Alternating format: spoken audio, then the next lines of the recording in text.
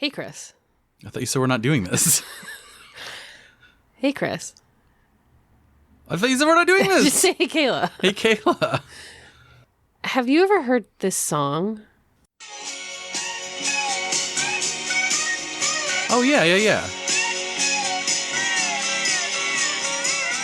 Hare Krishna.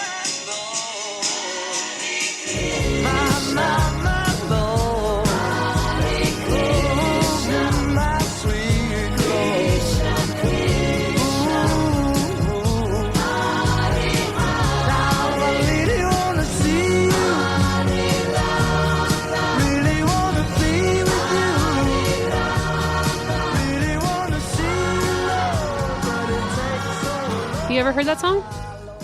Well, it's a Beatles song. It is not a Yes, Beatles song. What? It is a George Harrison solo number. Really? We'll get to that. We'll get to that in a minute. But Like, I've got my mind set on you. just like that, very similar. Did you notice anything interesting? Actually, you did notice something when is interesting. that from? Because that sounds like a Flower Child 60s song, but if it's a George Harrison solo joint... We will get to that. Hold your questions. Okay. Let me ask the questions here.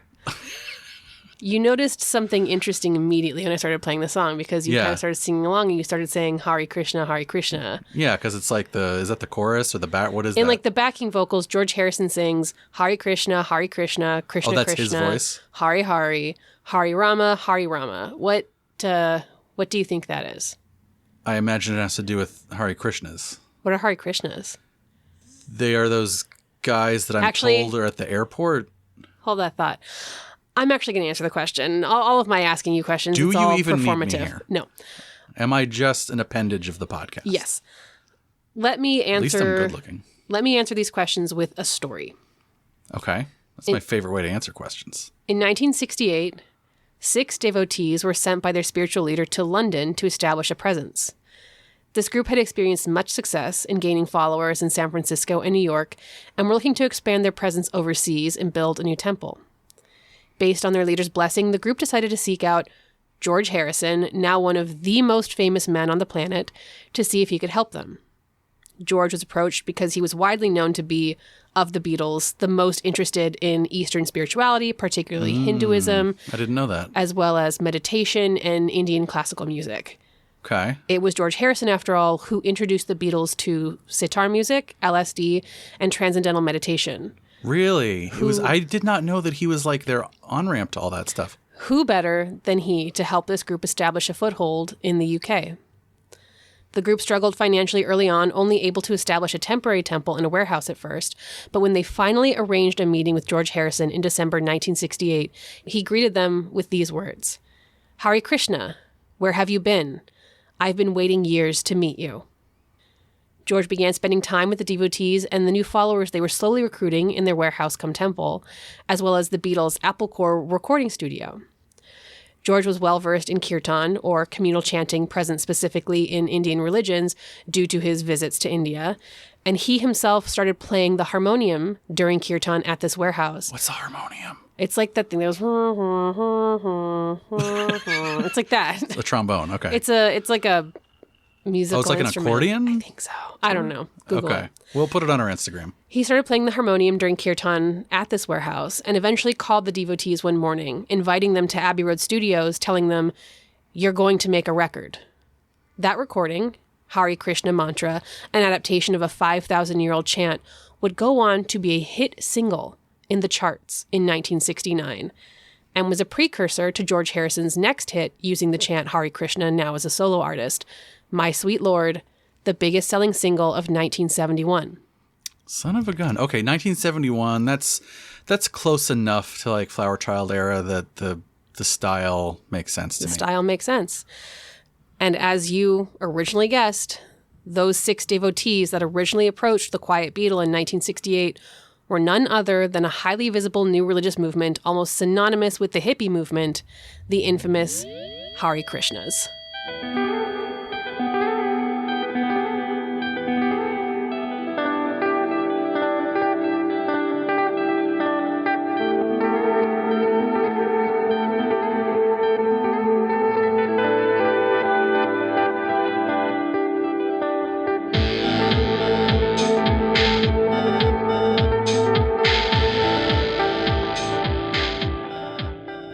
So the topic today is the Beatles then.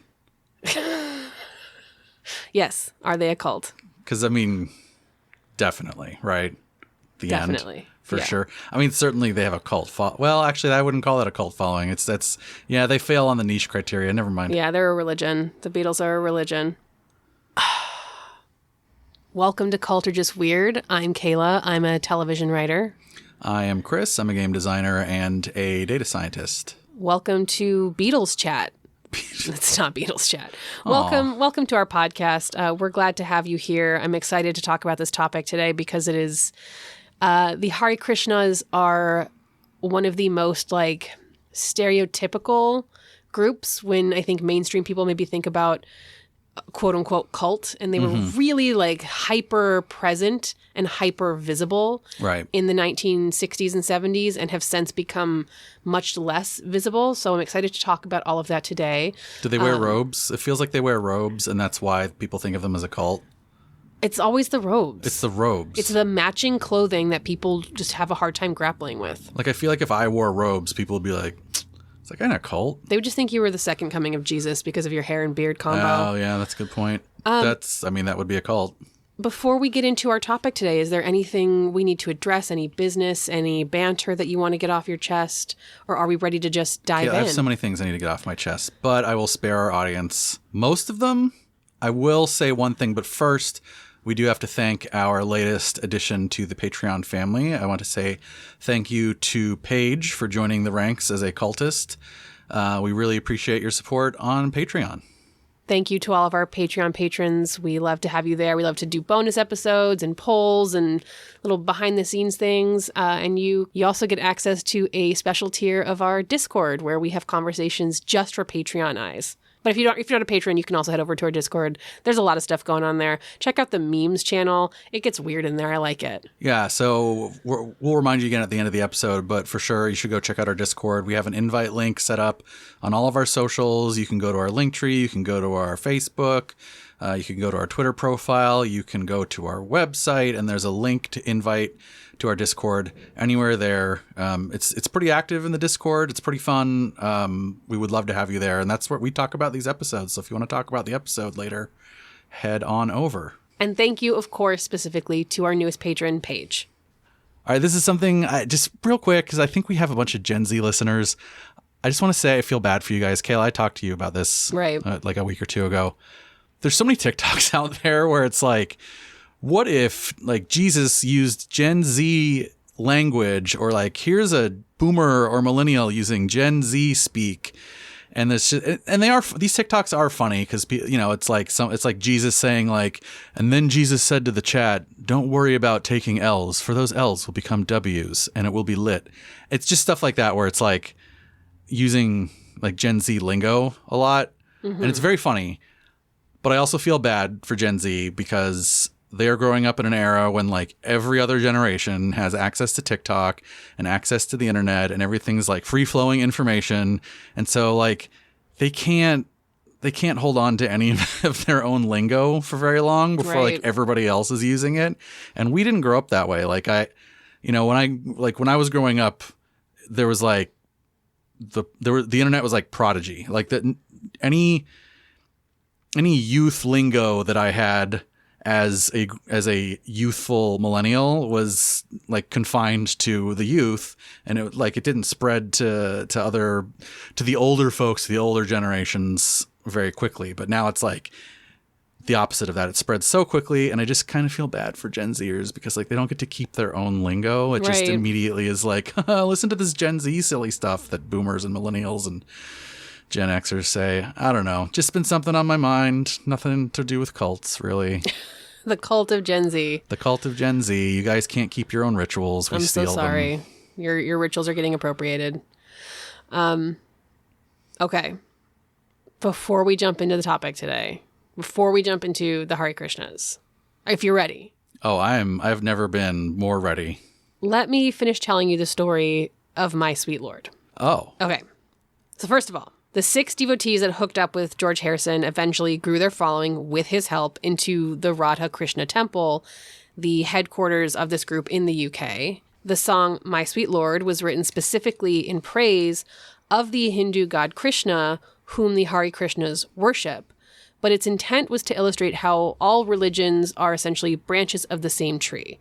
So George Harrison viewed his usage of the word hallelujah in that song, which is also used often throughout it, synonymously with the chant Hare Krishna, like as a call to abandon religious sectarianism. Like, we can use all these words because they all mean the same thing. They're all in worship of the same deity. Now that you say that, that totally comes across in the song. Where it's like the Alleluia is said adjacent to Hare Krishna, as if it was like the same sort of thing.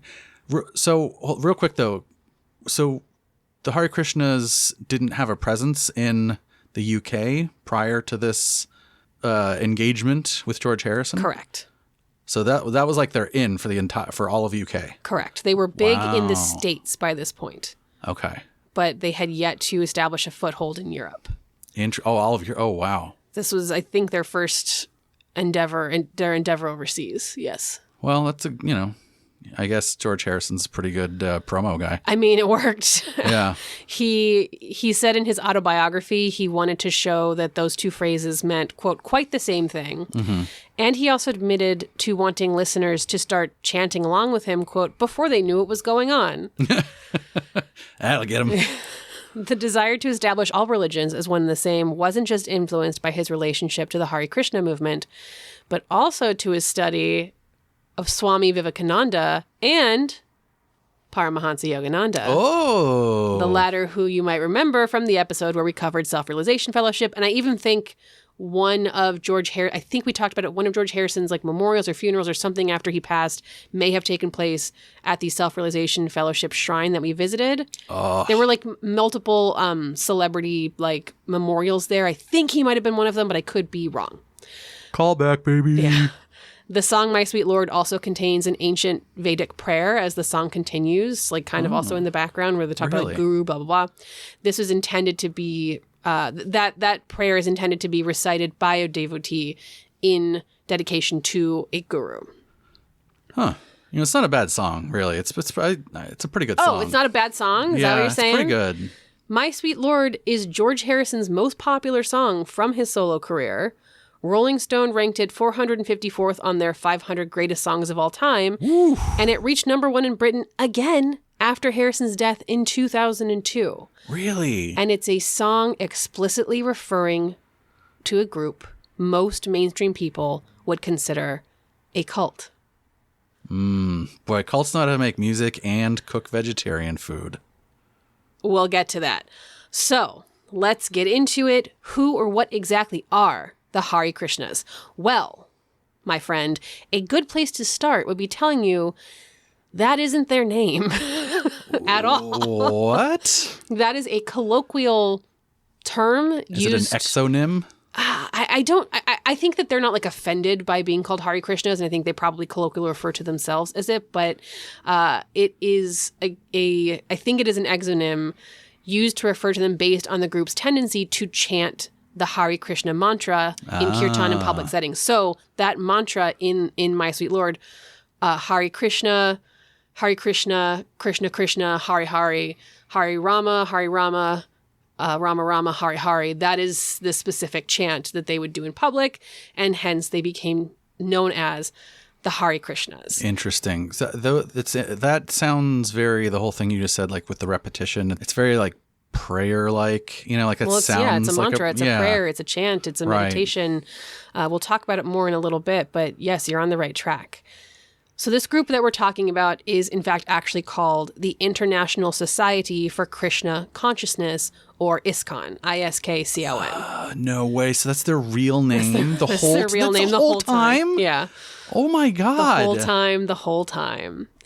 So just so you guys, I think maybe people know this, but exonym is basically something that outsiders call you or call a thing or a country or whatever. And then endonym is what people from that place call it. So like we call Greece. People from Greece, I think, still refer to it as Hellas. Good to know. That's an example. And to be clear, yes, we are talking about the group you're picturing. So like Chris mentioned, the robes, specifically orange robes, shaved heads, musical instruments, chanting and passing out literature in airports and other highly visible areas. I feel like the airport thing was like a little bit before my time, but like I always hear about it like, oh, Hare Krishnas, the guys at the airport. And I'm like, I don't think I've ever seen should I call, is it more proper if I say? I don't think it's offensive to call them Hare Krishnas. Okay. But I generally refer to them as ISKCON throughout this episode. So if I saw somebody like an ISKCONite, like what's a person that's... An ISKCON follower? ISKCON Just say follower? Hare Krishna. Okay, I'll say Hare Krishna. I don't want to say too many syllables.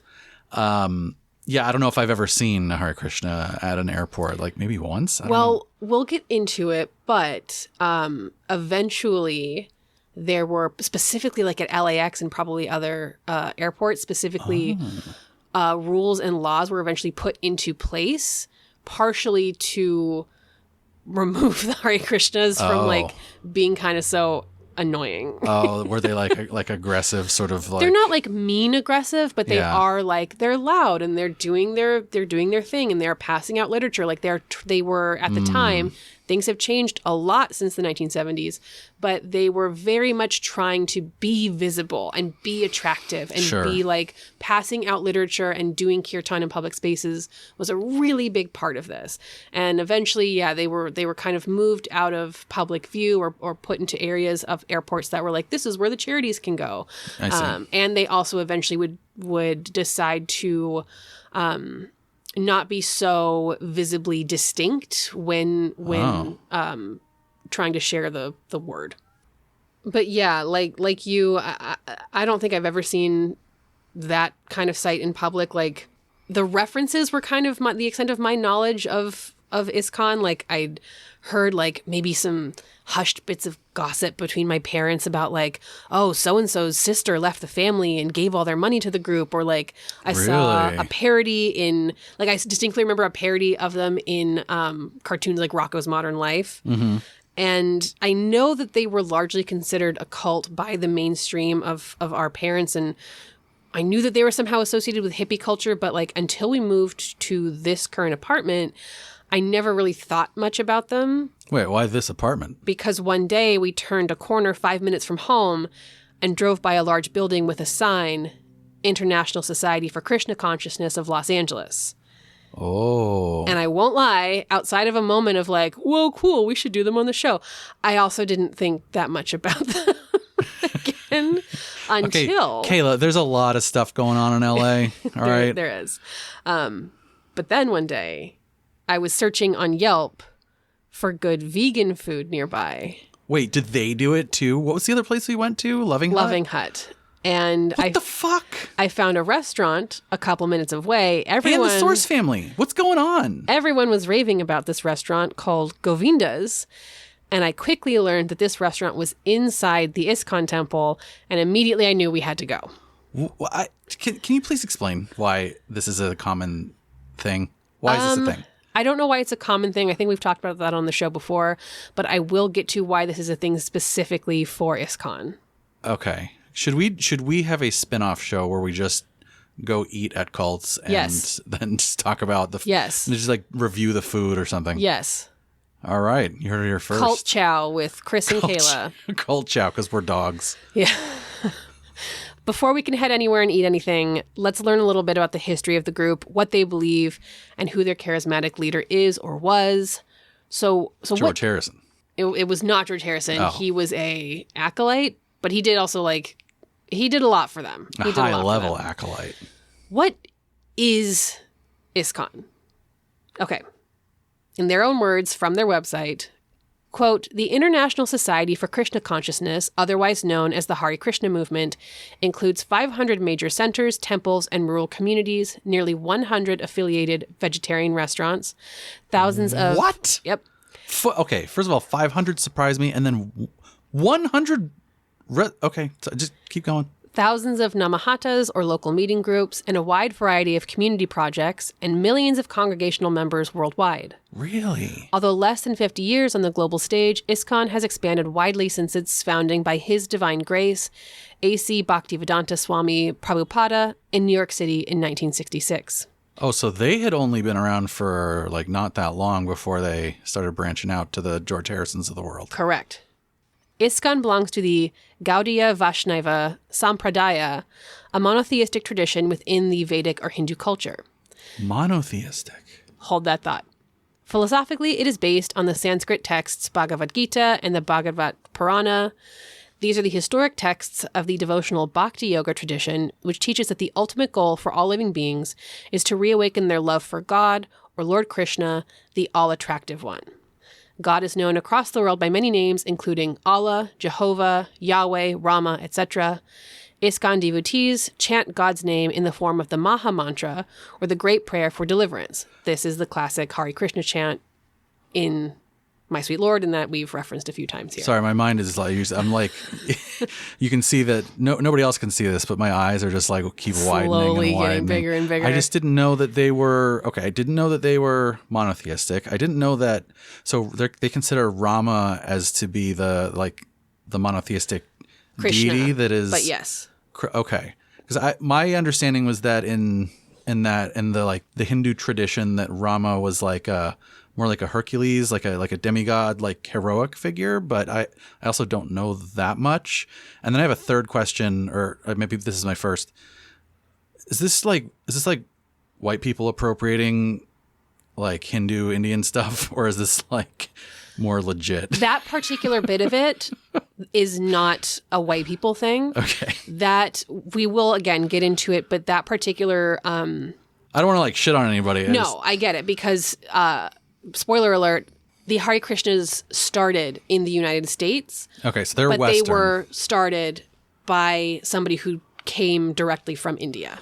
Okay. Who was, I don't want to spoil too much, who was raised in a very similar tradition. So this idea is not necessarily unique to the Hare Krishnas. I see. But holds some of those questions till we can kind of untangle that a little bit more a little bit later. We'll get to that. Correct. Going back to the ISKCON website, members of ISKCON practice Bhakti Yoga in their homes and also worship in temples. They also promote Bhakti Yoga or Krishna consciousness through festivals, the performing arts, yoga seminars, public chanting, and the distribution of the society's literatures. ISKCON members have also opened hospitals, schools, colleges, eco-villages, free food distribution projects, and other institutions as a practical application of the path of devotional yoga. That sounds nice. Is Bhakti Yoga the same thing that they were doing at SRF, or is that, because I know you said there's like different types of yoga and some are more like transcendental meditation and some are more like movement oriented. Is that Bhakti? I don't think Bhakti Yoga, and I could be wrong, is the exact same kind of yoga that they were practicing in SRF, but you are right in that it is not like the mainstream Western understanding of yoga as so it's not like downward a dog. Series of movements. Yeah, it's a spiritual path, a spiritual practice that I'll define a little bit better in like 2 seconds. Okay. Because on their website, ISKCON, God bless them for making this episode so easy. They literally have a drop-down menu called Beliefs. Oh, man. And it's just a drop-down menu broken down into Bhakti Yoga, God as a person, meditation, vegetarianism, studying sacred texts, reincarnation, and karma. Is the name of that drop-down for podcasts? This is like this. Yeah, that's just their press kit. Wait, is it actually? No, it's their Beliefs section. I was like, I don't know. That's pretty good. I'm going to give a brief rundown on each of these, but first I kind of want to go back to something you were saying a little bit ago. Like you're talking about Rama, you're talking about the different gods. Who is Krishna and why him? Why are we talking about him? So Krishna is a person. As stated, ISKCON believes Krishna is simply God. Okay. And that all religions' names for God are all kind of referring to the same thing. We've been introduced to this idea in multiple different groups that we've talked about. Mm-hmm. That was present in SRF. That's just present in a lot of these kinds of beliefs where it's like, we're all worshiping the same thing, but come worship this way. Yeah, I guess it makes sense like for a new religious movement to operate that way because like you're going to get more interest, more followers, more whatever if you are syncretizing with existing stuff than like competing against it. And like I guess Christianity did that back in the day too. Bro, so. I feel like everybody did that. Yeah. Like, I mean, Yahweh is like from a different prior like Canaanite. I was just reading that there are Hindu traditions that are syncretized with like ancient non-Vedic belief systems that were present in like ancient India. Yeah, that makes sense. So for ISKCON, Krishna is the source of all avatars of God. So the other Hindu gods, so that's like earth, fire, water, air, and then the Fire Nation attacks. Is that what you're saying? I don't think did they have religion in that show? I don't know, actually. They must have. I mean, they had spirituality, right? But I don't know if they were like, I don't remember. Avatar, The Last Airbender.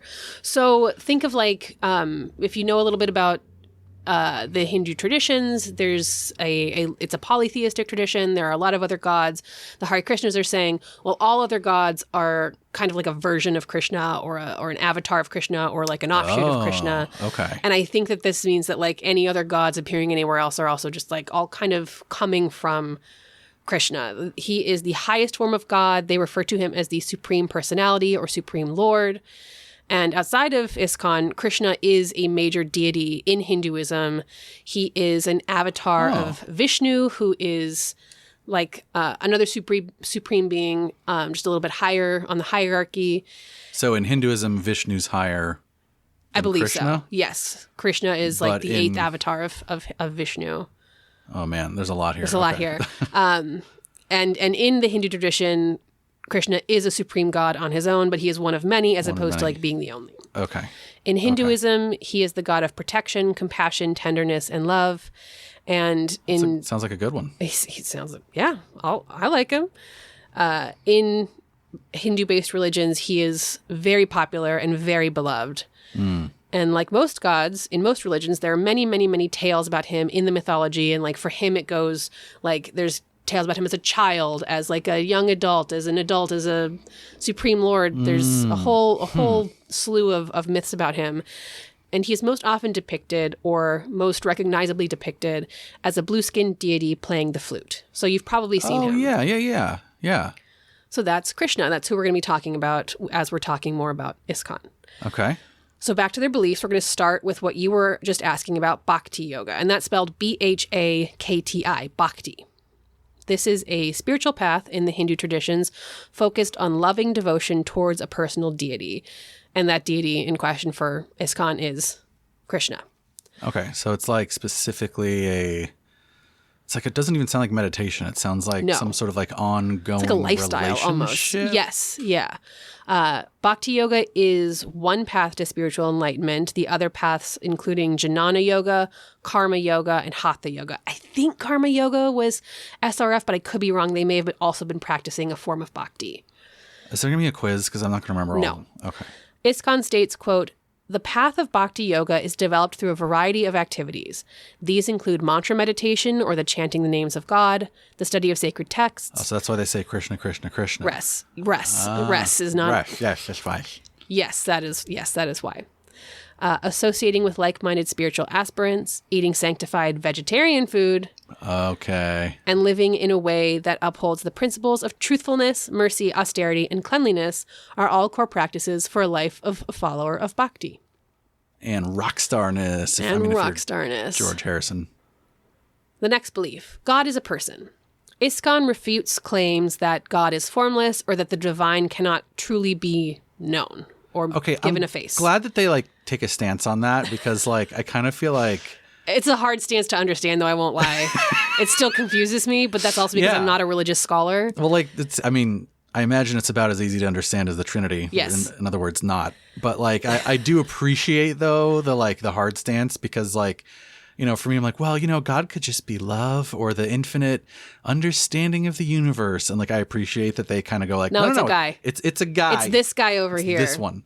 Like, good for you, man. Good for the concreteness there. They claim, quote, "There's overwhelming evidence suggesting that the Supreme Person is not abstract at all. In the Vedas, the oldest and most comprehensive of all world scriptures, one can discover that the absolute truth has both impersonal and personal aspects. His eternal, blissful, all-knowing, and all-attractive personality tends to remain hidden behind his all-pervasive majesty and overwhelming greatness.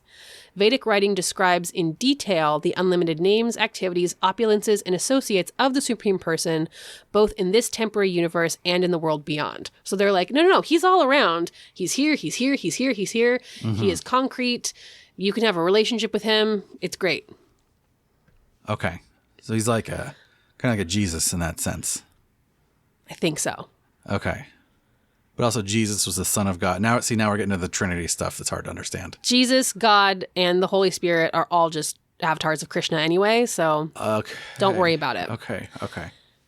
Next belief, meditation.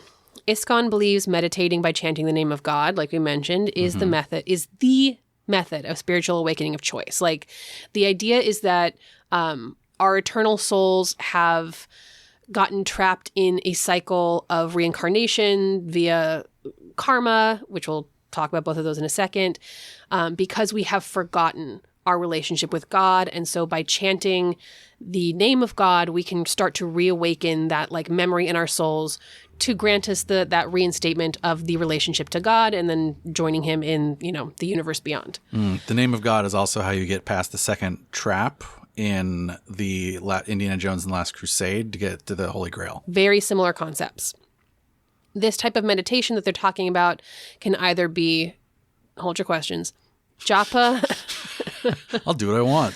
Japa, kirtan, or sankirtan. So, quote, in japa, the meditator individually and softly recites God's name with the use of beads similar to a rosary. Oh. Kirtan is a public meditation in which one loudly sings the names of God accompanied by musical instruments.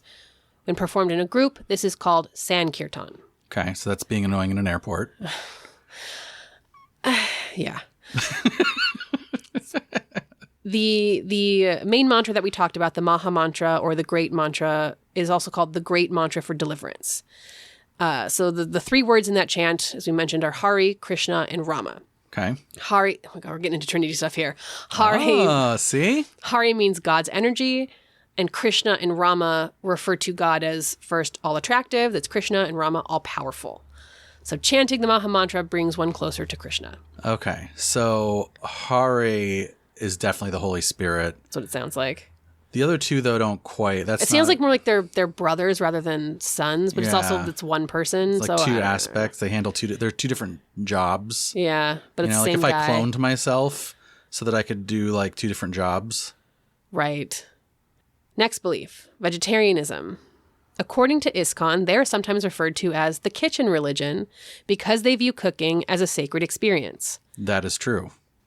Quote, the preparation and eating of food should be based on principles of compassion, nonviolence, and balanced living.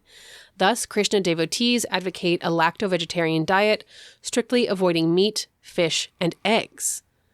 Eggs too? Okay. But not dairy. So it's like semi-vegan. Yes. They also believe that reducing the killing and suffering of animals reduces our collective karmic debt, helping to, quote, alleviate the horrors of war, which so plague the modern world. So the idea is like, there's so much... If they don't eat bacon, there won't be wars. Not that. It's that the wars and all this like horrible stuff that goes on by people killing each other creates this karmic debt, and we can lessen, like with all this suffering, and we can lessen the total amount of suffering by not killing as many animals. ISKCON, I would love to not eat bacon. I really would. I'm with you. It's so tasty. I don't know what to do. Sounds like a quitter. Sounds like quitter's words. I am. I'm a quitter. Yeah. I'm a lazy quitter. But it's not just about adopting a vegetarian lifestyle. It's also about evangelizing a vegetarian diet. Oh, there. I don't think annoyingly. No, not in a like, oh, you know how to find the vegan at the party. Not necessarily in that way, but say the punchline. Everybody knows that punchline. They'll tell you, and it's a stupid punchline. It is, but whatever. This more means ISKCON followers have written cookbooks that have sold millions of copies. Wow. So it's like sharing. That's cool. Sharing, and I'm not saying, of course, I'm sure there's many Hare Krishnas that are annoying about their vegetarian diet. Sure. Just like there's annoying keto, just like there's annoying carnivores, just like there's annoying vegans, whatever. Right. But when I say evangelizing vegetarian diet, I mean in this way, where like they've written cookbooks. One follower even won a James Beard Award for her writings on vegetarian cooking. Another member hosted an international public cooking show. There are, like we mentioned, 100 Hare Krishna restaurants around the world, in many of them in major cities attached to the temples there. Wait, so is there one attached to the one here in LA that's 5 minutes away? Yes, ma'am. It's called Govinda's. Yes, ma'am. I'm excited. Yeah, I'm really hungry right now, too. If it's even half as good as Loving Hut. I will say I have heard, unfortunately, it's still good, but that it was better before the pandemic. Well, that's weird. I think it just moved from like a true serve yourself buffet to like behind glass and somebody serves you, and it's just they don't have as wide a variety. Pandemic ruins everything. Well, I'll be the judge of that. The temples also host cooking classes, and they also share vegetarian feasts with worshippers on Sundays. According to ISKCON, they also have a program called Food for Life, which distributes over 1 million free plates of food to those in need every day, which makes them like a really like one of the biggest like vegetarian food distribution to the needy organizations in the world, which I'm like, I haven't done it yet because, spoiler alert, listeners, we're going to talk about the group, visit the group, and then come back and like talk about the group again. I have not fact-checked that yet, and I do want to fact-check it because distributing over 1 million free plates of food, that's an amazing feat. Yeah. It's a very big claim. So I do want to look into that. Sure.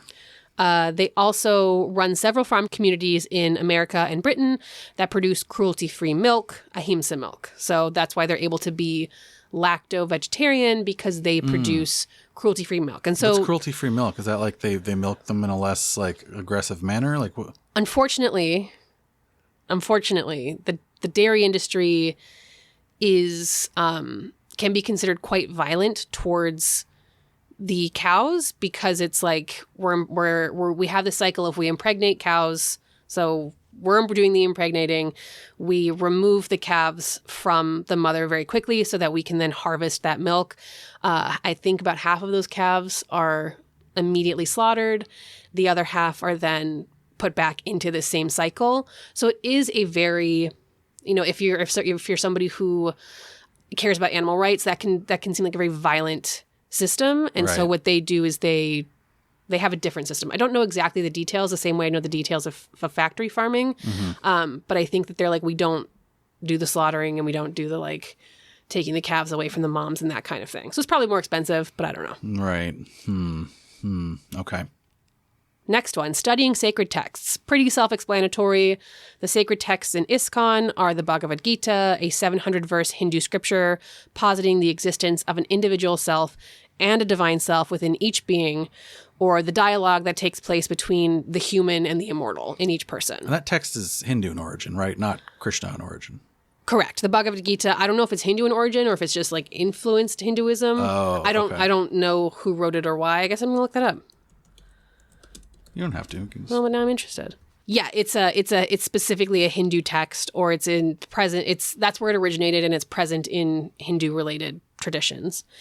And the Vedic texts are another one of that they study, and that is a large body. We've referenced it a few times. It's a large body of ancient Indian religious texts, passing along mantras, rituals, ceremonies, meditations, philosophies, and spiritual knowledge to worshippers. Next one, reincarnation. Also somewhat self-explanatory. ISKCON adheres to belief that when we die, our soul leaves this body and enters a new one. Do they believe that we fart our souls out? Who believes that? That was the Pythagoreans.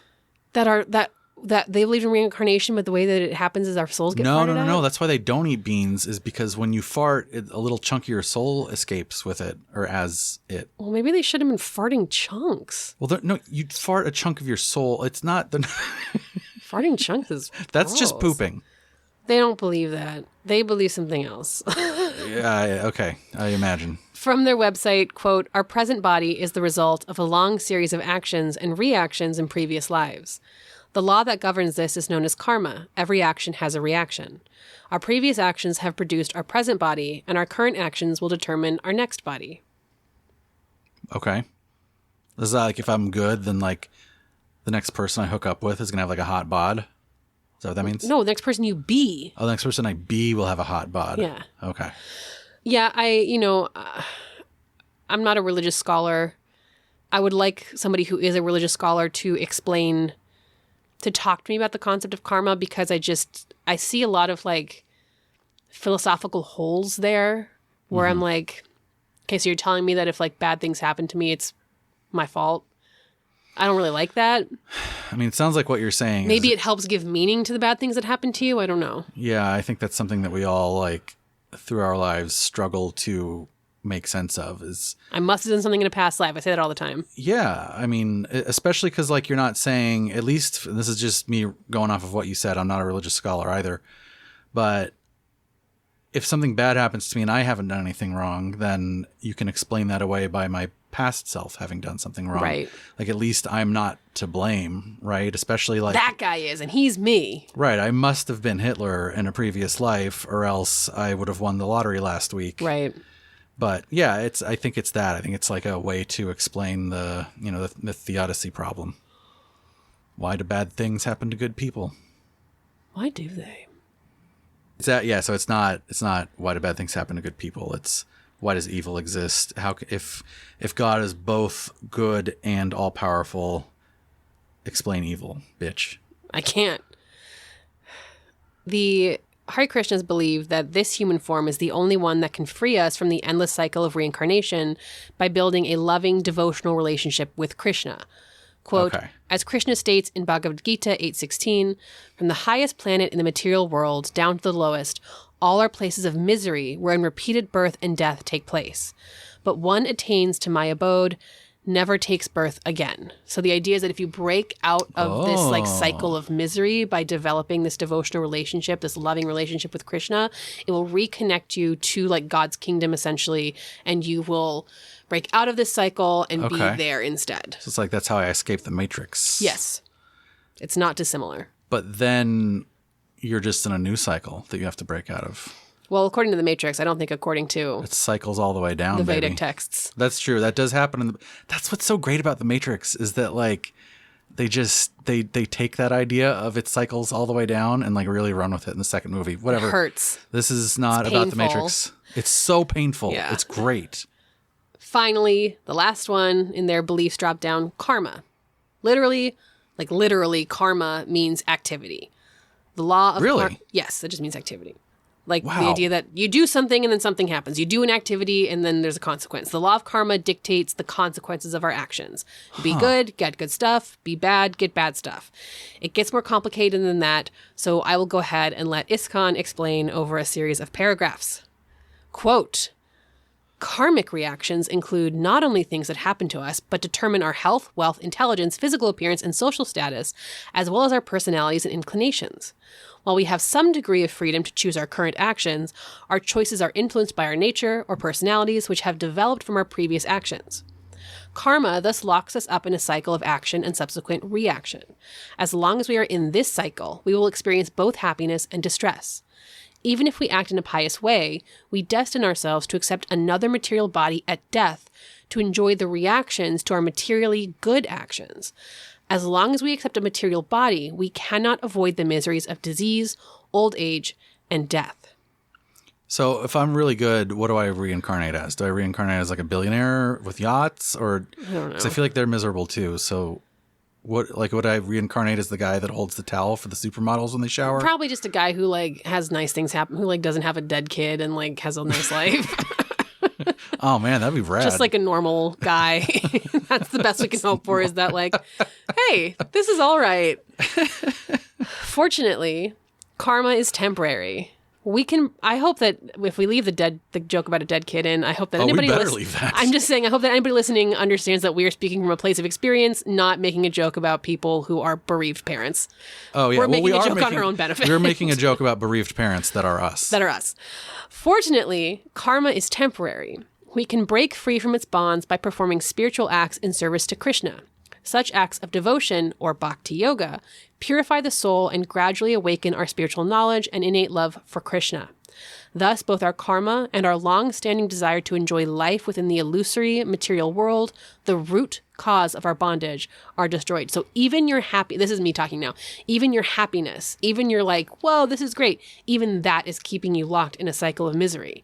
It is not happiness, it is not piousness, it is not good works, it is not good acts, it is not good faith, it is not any of those things that will break you out of this karmic cycle, because those things are just keeping you trapped in the cycle of then reaping the benefits of those things. The only thing that will break you out is establishing this relationship with Krishna and having your spirit reawaken into this knowledge that we are one with Krishna. Interesting.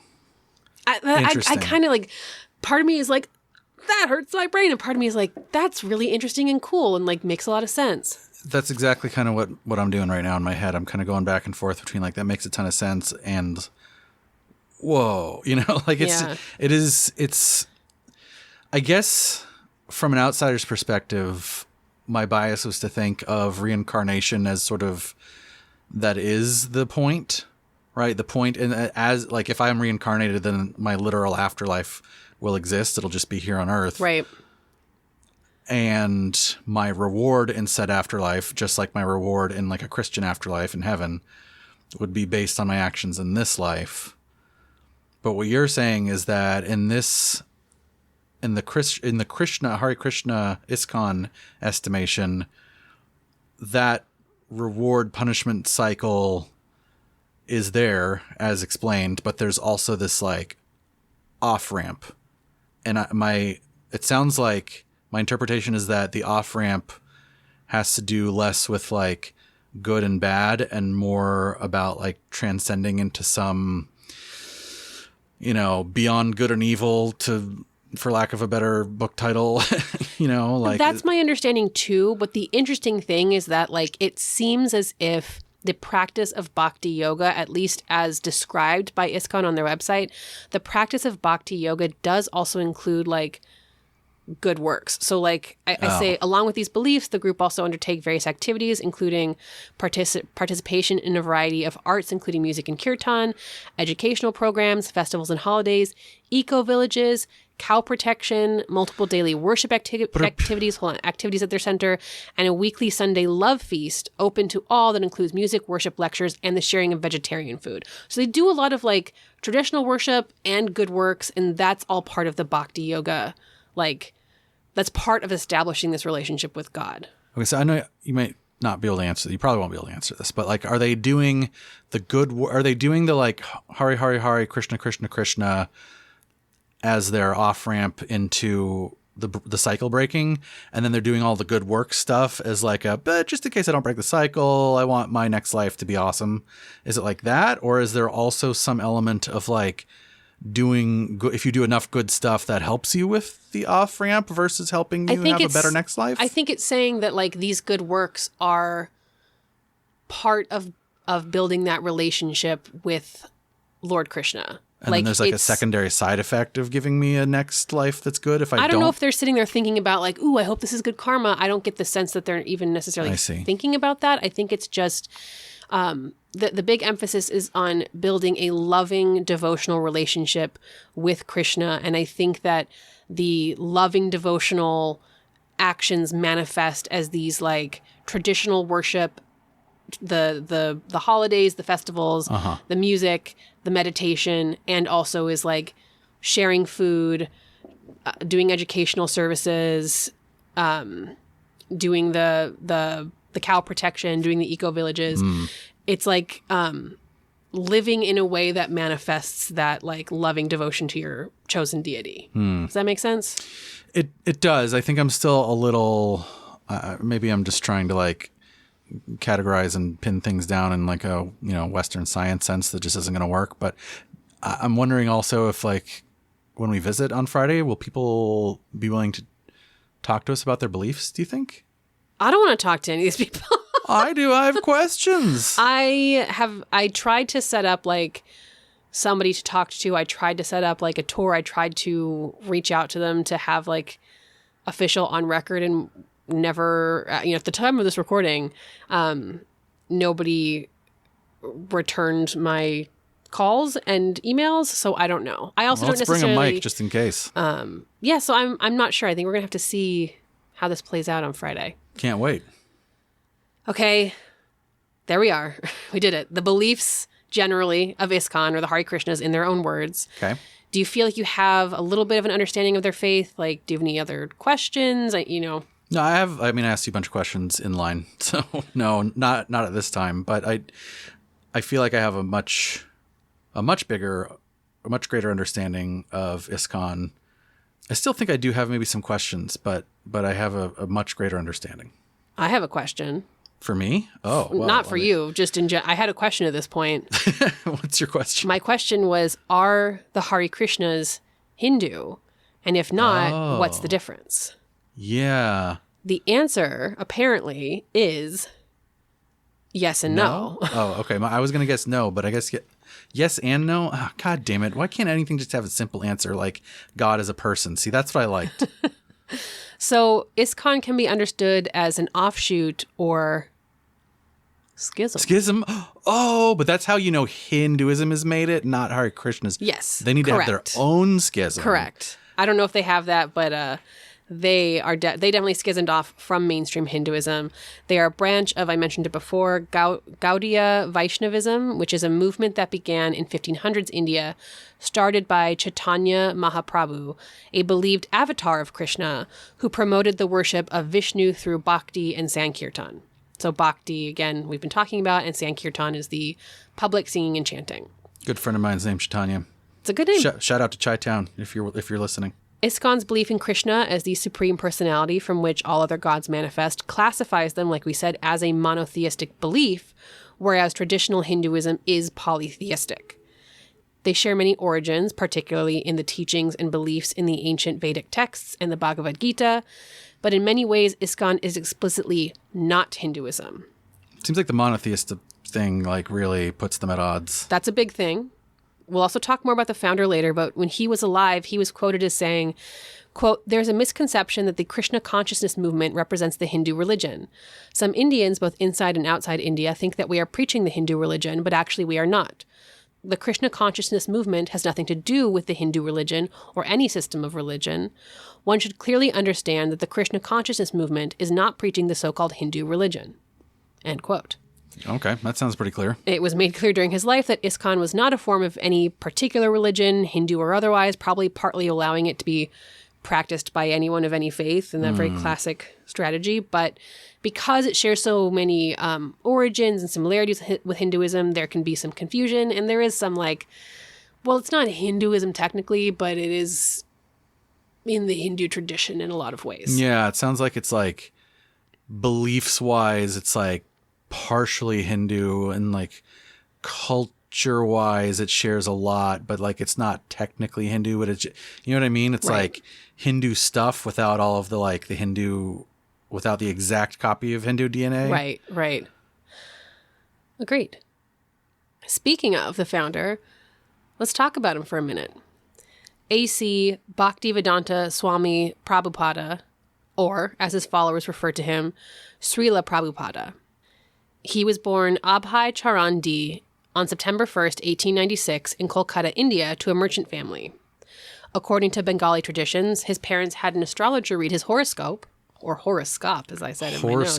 His horoscope. And Chris, you'll be shocked to learn this. Oh, boy. The astrologer predicted that Abhay would grow up to become a, quote, great exponent of religion. Yeah, of course. This was wonderful news for his parents, who were devoted Vaishnavites, which means they belonged to the Hindu sect that worship Vishnu as the supreme being from which all deity avatars sprung. So they were part of this kind of offshoot that Hare Krishna would eventually become a part of. Did he also chop down a cherry tree and explain religion to the older gentleman in the temple when he was a child? He could never tell a lie. According to ISKCON, in addition to being raised in these spiritual beliefs, he also joined Mahatma Gandhi's civil disobedient movement as a young man, and even chose not to accept his college graduation diploma because he was part of a national movement advocating for national schools and self-government, not the British rule of the time. Which, that's pretty fucking cool, I will say. Yeah, to not accept your diploma because of that? Yeah, he went to dope. some, I think it was called the Scottish College or something like that, and he went for 4 years, and then he went, no thank you, fuck the British. Side story here. I wish it's senior year I had not accepted the Honor Society thing. Why? Because literally everyone got into Honor Society and IB except for me and I think, and it was totally, I think it was totally just because the teacher that was in charge didn't like us. Ew. It was because it was literally just us three. That's right. It was a default hey, here's your Honor Society thing. But for us it was no. Ew. I wish you had just not done it because fuck Honor Society. Yeah, and then we applied again senior year and got it, and to this day I'm I wish I hadn't. I wish I had been I don't care what you think is honorable. No, get out of here. Honor society is just like, here you go, privileged kid. Here's a sash. Yeah. You're the best. Yeah, it's fucking stupid. Back to our topic. He married a woman named Radharani Datta and began working in a laboratory after his graduation. Oh, cool. What lab? Bose. Oh my God, really? I don't know if it's like Bose, but yes, no, that's Bose. Bose. That is like Bose Wave Radio. That's that guy. Well, that's where he worked. Yeah. In 1922, Abhay met a prominent spiritual figure in Kolkata, Srila Bhaktisiddhanta Sarasvati, a leader in the Gaudiya Vaishnava community, a tradition similar to the upbringing Abhay had, where the followers had this monotheistic belief in Vishnu against the backdrop of Hindu culture. We've talked about it a few times now, just trying to remind you because it's hard to keep all this straight. Yeah, it's important. The reminders are important. Yeah, it's just, it's such a robust and complicated and nuanced realm of spirituality specific to this area of the world. It's very different to like the realm of spirituality you and I have been steeped in the West. So it's both robust and foreign, which makes it hard to grok. That's why there's these reminders. That meeting changed Abhay's life, and according to ISKCON, at their first meeting, Srila Bhaktisiddhanta asked Abhay to bring the teachings of Lord Krishna to the English-speaking world. This request deeply affected him, and in 1933, Abhay was initiated into Srila Bhaktisiddhanta's faith and became his disciple. His name was changed to Abhay Charan Aravinda, and he began his 32-year journey, preparing to bring this faith to the West. In 1944, he started a magazine called Back to the Godhead, which he wrote, designed, published, edited, and distributed himself. That magazine is still the main publication for ISKCON today and has grown from its original, it was a pamphlet, into now a full-fledged production. Shit, good for him, man. In 1947, he was granted the title Bhaktivedanta for his progression on his spiritual journey, and he soon moved into a medieval temple in the holy town of Vrindavan, where he began writing his first book, the Bhagavata Purana. His guru believed that the written word would be an integral way to spread Vaishnava culture throughout the world. He published this book in 1959, was then initiated as a sannyasi and given the name Swami. A sannyasi is someone who renounces worldly and materialistic pursuits to dedicate their lives to asceticism and spiritual pursuits. And what is this Swami just mean, like teacher or guru or like? I think it's a similar title in that vein. Okay. Soon he was granted the honorific Prabhupada, leading to his full name, A.C. Bhaktivedanta Swami Prabhupada. And that is how his followers would eventually come to know him. In 1965, the United States passed the 1965 Immigration Act, which removed national quotas, a policy that had restricted immigration from the East based on national origin. This was Srila Prabhupada's opportunity to bring his faith to the English-speaking world. According to ISKCON, at 69 years old, their founder begged a free ride. Stop it. Their founder begged a free ride on a cargo ship, leaving India for New York. The trip took 35 days at sea and was just apparently an awful time, resulted in 2 heart attacks for Srila Prabhupada while on board. How did he get? Is there a doctor? Survived. Hopefully there was a doctor on board. He just powered through his little heart attacks? He's like, just hit your chest hard enough. Oh, there it goes. When he arrived at the pier in Brooklyn, he had $7 in his pocket and a crate of his translations of sacred Sanskrit texts. Man, that is some American, like, pull yourself up by your bootstraps storytelling if I've ever heard it. There's some true American dream stuff in here. Those early days were tough in New York. Srila Prabhupada was believed to have direct ancestry with Chaitanya Mahaprabhu, who you might remember as the founder of Gaudiya Vaishnavism, and Chaitanya himself was a supposed avatar of Krishna. So Srila Prabhupada's connection to the divine was quite direct, but he needed to find an audience. He started out by giving lectures on the Bhagavad Gita in lofts and in hotels, and leading kirtans in various public parks. It's notable that Srila Prabhupada didn't go the route of courting celebrities or trying to like get in with the elite until, that'll come later with the George Harrison stuff. Although I think that wasn't technically his idea. I think that was an idea from one of the followers who like had a relationship with some musicians that the Beatles knew. I don't know for sure, but he did give his blessing. Anyway, at this point, instead, he was focusing on young people, tapping into the 1960s countercultural hippie beliefs, reaching out to those folks publicly and drawing them in. His mystical messages of peace and love meshed well with what the hippies were already doing, and Srila Prabhupada had answers for a lot of these young people who had a lot of questions at a very troubling time, and who, above all else, valued the idea of peace. Why the fuck are we in Vietnam right now? Yeah. Some of his followers became serious students and eventually helped their guru rent a storefront in the Lower East Side to use as a temple. The congregation continued to grow, and just 1 year after his arrival, just 1 year from that meager beginning of 35 days at sea and 2 heart attacks and $7 on the Brooklyn Pier, A.C. Bhaktivedanta Swami Prabhupada founded the International Society for Krishna Consciousness in New York City. The Hare Krishna movement was born. Slow clap. That was a fast clap. Eventually, the movement spread to San Francisco and then to England, where it attracted our figures like our boy George Harrison, who brought along both publicity and financial backing.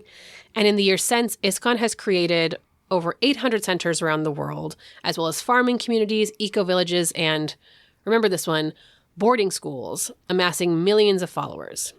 Do you think when George Harrison was singing I Got My Mind Set on You, do you think he was thinking of Krishna? No, I think he was specifically thinking of the letter U.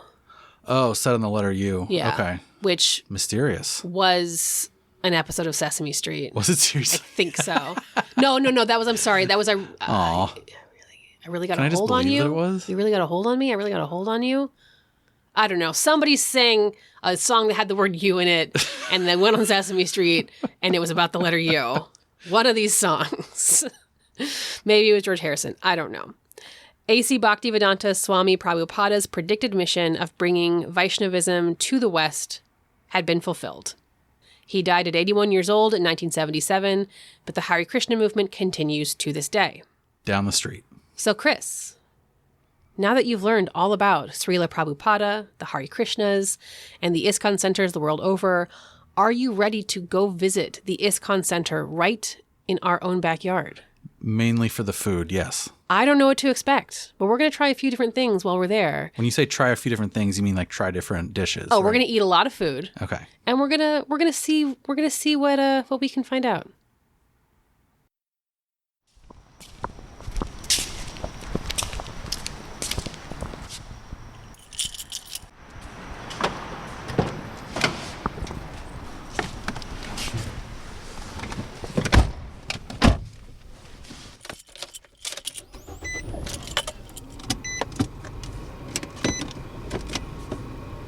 All right.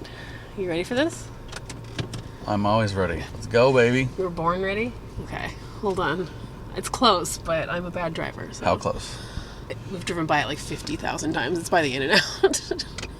Oh, that would explain why I didn't ever see it. Because I was floating out of the car on a little waft of smoke like in a cartoon. This is like a mile and a half away, so. Oh, shit. Mile and a half? So that'll be like 45 minutes.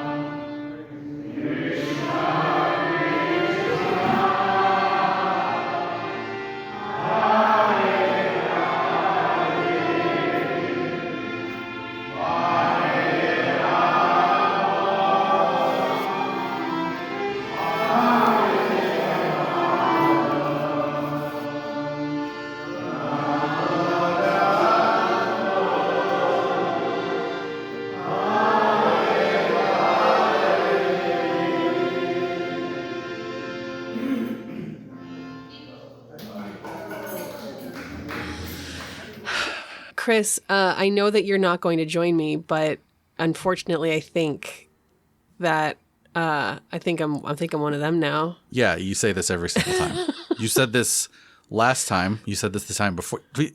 Are you just like, what? Do you just like being part of things? Because that's fine. I'm a joiner. I think you're just a joiner. I'm sorry. I'm sorry. There was nothing. Look, this was a great time. It was a cool thing, and also you are gullible. It's not that I'm gullible. It's that I'm really easily moved. It's real easy to move. That's me. A nice thing. Like, that's a nice thing. Just don't be an anti-vaxxer. That's all. So how do you want to break this up? How do you want to share with our listeners? Because that was, we were at the ISKCON Center of Los Angeles for about 3 hours today. So how do you want to break up our experience of it? Because we kind of experienced a few like discrete events while we were there. So maybe let's talk about the first thing we did, which is the Sankirtan. The second thing we did, which was eat at the restaurant Govinda's. And the third thing we did, which was participate briefly in a highly publicized lecture. Yeah. So thematically, it was hot out and I sweat a lot. That's kind of the thing that ties it all together for me, is that I was hot and sweaty. Does that kind of cover it for you? Or? No. No? Oh, okay. I'm just a sweaty person anyway. It wasn't that hot. How about I paint the picture? So we roll up to the ISKCON Center at 9:45 this morning. And again, this thing is like 10 minutes from our home. So stop doxing us, Kayla. Sorry, we live close by. This is somewhere close-ish, but maybe not in a 10-minute radius. It's somewhere in Los Angeles, and we also live somewhere in Los Angeles. And I don't know about you, but I had a lot of trepidation as we walked up. It also... Yeah, you did. Why did you have so much trepidation? Were you just nervous because I'm scared about new things. I don't like going to new things because I don't like going with them. But you like joining them. I do, and this is why I haven't joined any of them, because I'm scared. Okay.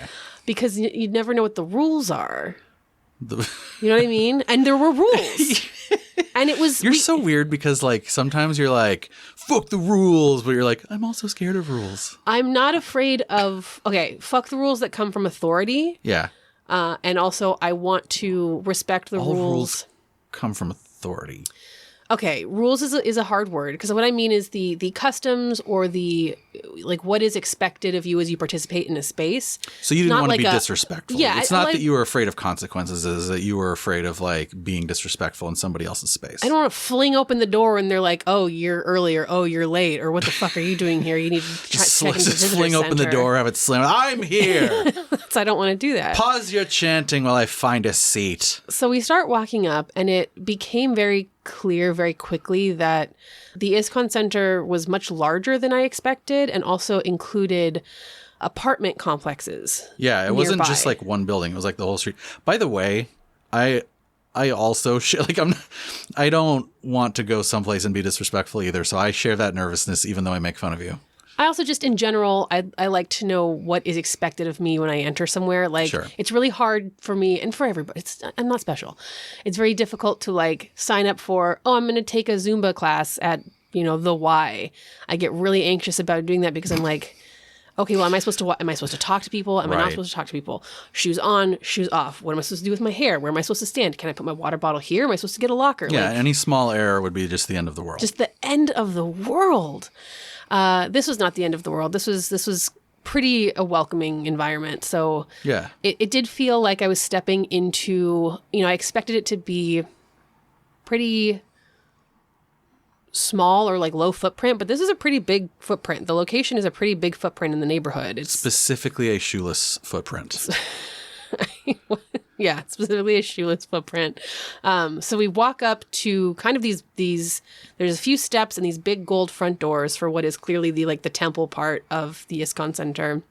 Thankfully, there was, I don't know if it was just a longtime member or if it was somebody who worked there, but there was somebody sitting outside that we could go like, can we just walk in? Do we take our shoes off? Yeah, we were able to at least confirm that part of the like, oh shit, what if we do it wrong? He was like, yes, please take your shoes off. Take your shoes off. Oh, thank goodness. You can go right in. We went in, and on the website, the Sankirtan, which, as a reminder, is the experience of group chanting the Maha Mantra, or the Hare Krishna, Hare Rama chant that we've talked about so many times. The group experience of doing that chant all together.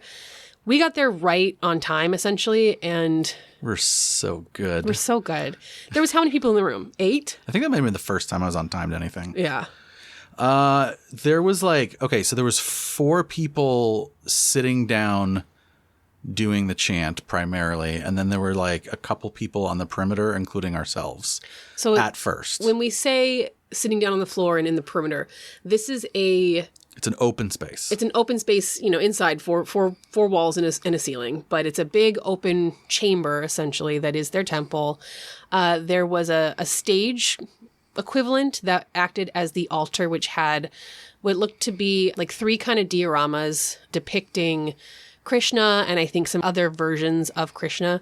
Very, very beautiful, like probably hand-carved, hand-painted. Intricate. Very intricate, very detailed. Like Rococo, can I say that? Super Rococo, super colorful. Like it's not the kind of thing that you see when you walk into like a Christian church where it's, tends to be more simple. Well, it depends on the church, Kayla. I've never walked, the depictions of Jesus are usually... No, you're right. Not... that almost never that intricate, celebratory, flamboyant, colorful. Right. This looked more in the Hindu tradition. Like picture that. This is what you got. And we'll put it on Instagram if you don't want to picture it. If you just want to look at it. I know. At first, I was like taking secret pictures because I didn't know if we could take pictures in there. But then I saw everybody else taking pictures, and I felt better. Yeah, like the worshipers themselves were taking pictures. So we were like, okay. So there's that big altar kind of at the front. All around the room, there were also paintings depicting, I think, various scenes from the Krishna's stories. There were also the words to the Maha Mantra, both on a plaque which up is at the good. top. I wouldn't have remembered. No, it's so complicated. So hard to remember.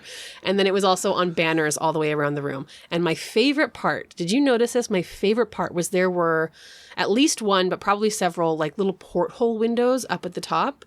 Did you notice this? No. Oh, wait. Yes. The porthole window, and at the time of day we were there, there was one porthole window that had a shaft of light, literally like a shaft of light coming. So I'll keep saying shaft, streaming down from the heavens. Nobody can see your hand gestures either. This is really not like going up and down the shaft.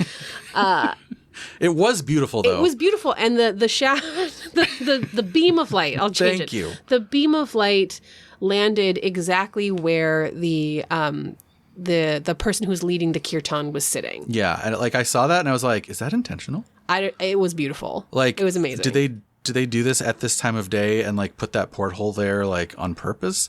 But actually, now that I'm talking through it, I guess not, because seasons change and the position of the sun. Maybe just anytime the sun's in the sky, it streams through. I don't know. Anyway, it was tight as fuck. It was.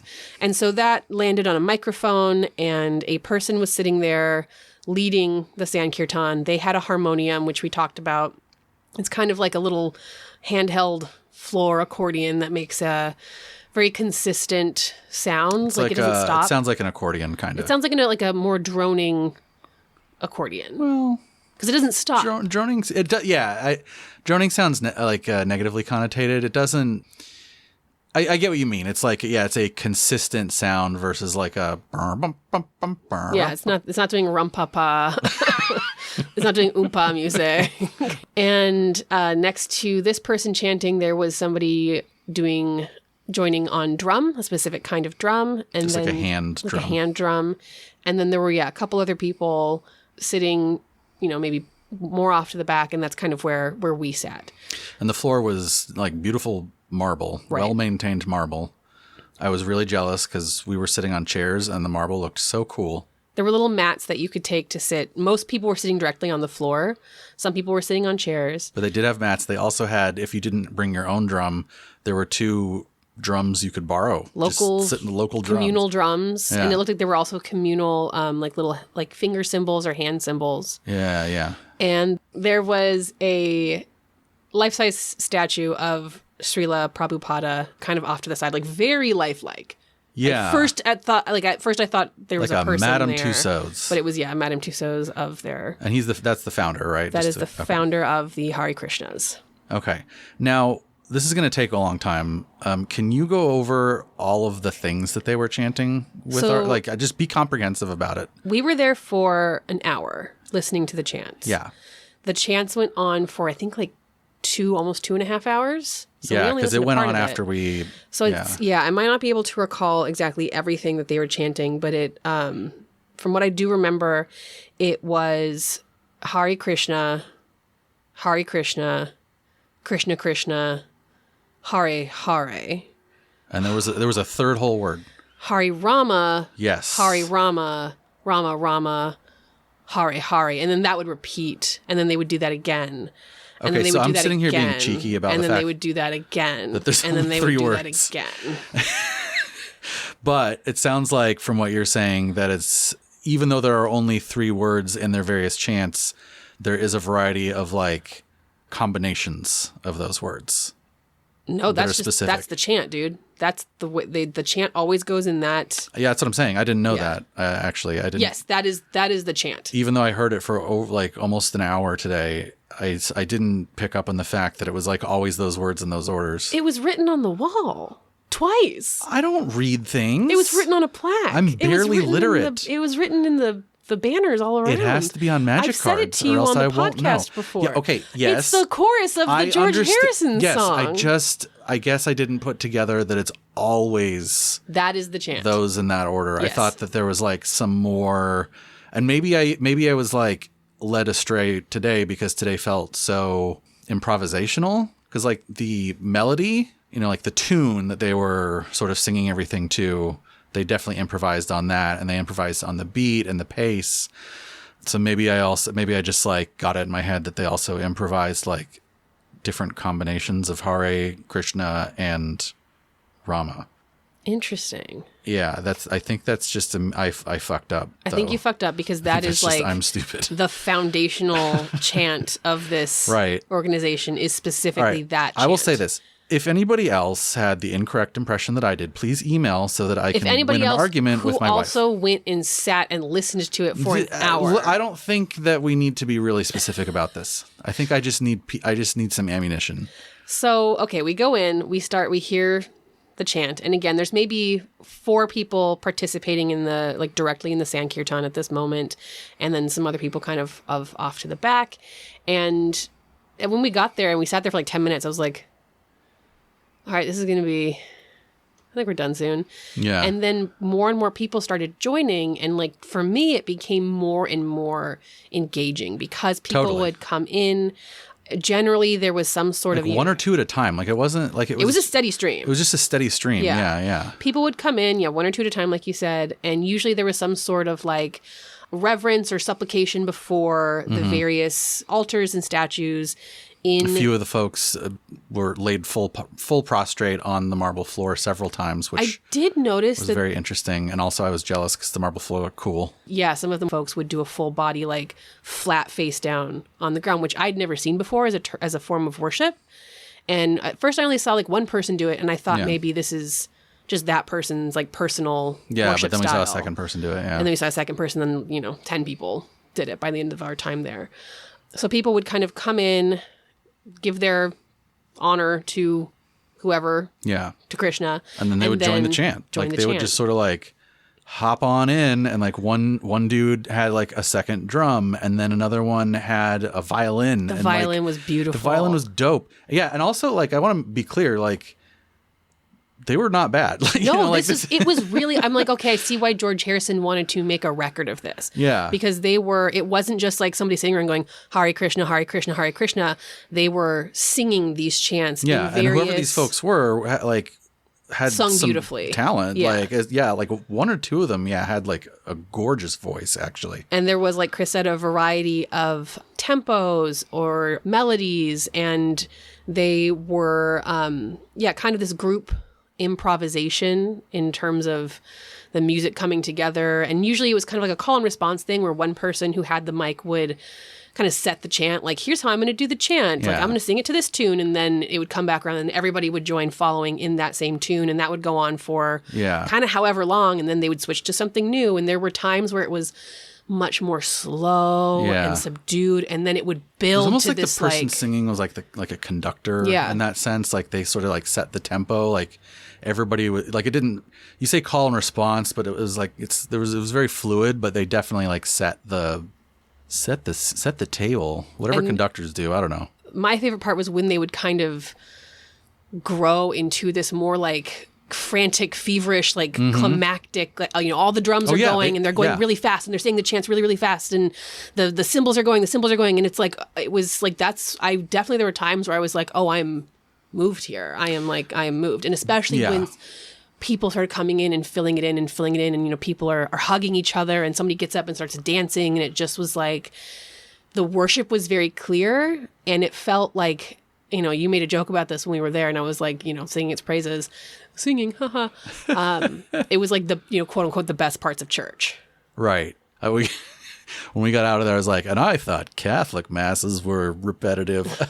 But this wasn't repetitive. And like, I actually didn't find it repetitive because of, yes, they were saying the same words over and over, but the variety of tempos, styles. Yeah. It was actually very interesting. Was quite complex. Yeah, because the literal lyrics were repetitive, but like all of the other aspects of the music were not. And to your earlier point, the rising and falling action, right? They definitely had a sense for like, increasing the tempo and the volume, and then like falling back down, right? And then kind of being calmer for a bit, and then rising and louder, and then calm for a bit. That was definitely a compelling thing. There were all different styles of dress inside the temple at this part. There was a number of people, particularly women, who were wearing more traditional Hindu or Indian style dress, like wearing saris. But then there were also people coming in with like shorts and vests, and people coming in with just kind of like, really the gamut of clothes you might find in a church was also present here. Do you remember how you made me wear shoes and then we couldn't wear shoes? I We left the house and you're like, don't wear your sandals. And I was like, okay. And then we had to take our shoes off. I was not prepared. My socks I know. It should have been like, wear your nice socks. And I'm like, oh no, I'm going to wear my stained socks. I don't even know if your socks matched. One of the things that I did find striking was the age demographic. For some reason, I it skewed younger. It skewed younger. I pictured this being similar to like the Source family or even like Self-Realization Fellowship and Aetherius. I was expecting this to be older folks who had been a part of it maybe in the 70s or 80s, even the 60s. That's my mental context for it, right? Is like the airport stuff in the 80s or whatever, or George Harrison. Right. So I'm like, okay, so it's going to be a bunch of boomers who like the Beatles. Right. Right. So I was expecting that. Not so. No, there were elderly people, there were older people, but there was a lot of younger people. Yeah, exactly. And when I say younger people, I mean like 20s. Actually, 30s, like I know we as like 30 to 40 year olds. We're in the 35 plus demographic. 35 plus range. God. We're watching Frasier right now and he's middle-aged at 41, so middle-aged, baby. Yeah, but we mean actual young people in their 20s. And that was surprising to me because in my head, the Hare Krishnas are not a contemporary organization. Right. They're an organization from like a time gone by, but this to me made it clear, oh no, this is still something that's very vibrant and has life to it. It's not, I get the sense from Aetherius, and not to, they're not similar, but just another group that we visited that we sat and listened to their services. The demographic was different. The demographic was, and I think that's something they're having trouble with, is that they are not able to... Aetherius, you mean? Aetherius, yeah. They're not able to bring in new members that are younger at the same pace that they would like need to continue their organization at the rate that they have. And that didn't seem to be, I can't speak to all ISKCON centers, but that did not seem to be an issue here. Yeah, I mean, there was a contrast that I can visualize for sure between the two demographics. And yeah, it was interesting. Do you think it's recruiting on ISKCON's part, or do you think that it's a generational thing? Or do you not have any idea? I don't have a good answer because, a spoiler alert. Oh no. Don't tell me what happened in the last season of Succession. This is going to be a two-parter. Oh, Kayla. This is going to be a two-parter. But don't worry, we are going to... I love two-parters. No, two-parters are good. We're going to come back in 2 weeks. I don't want to make you wait another month before we can finish this conversation. But there is a lot more to this conversation. I'll hold on that for a little bit. But in terms of whether or not they're recruiting, I kind of want to get into next time. So I don't want to say too much here. Okay. All right. So I've asked you we'll get to that question, which we will get to in the next episode. Which we'll get to in the next episode in 2 weeks. But what I can say is that their style of recruiting members has definitely changed. Okay.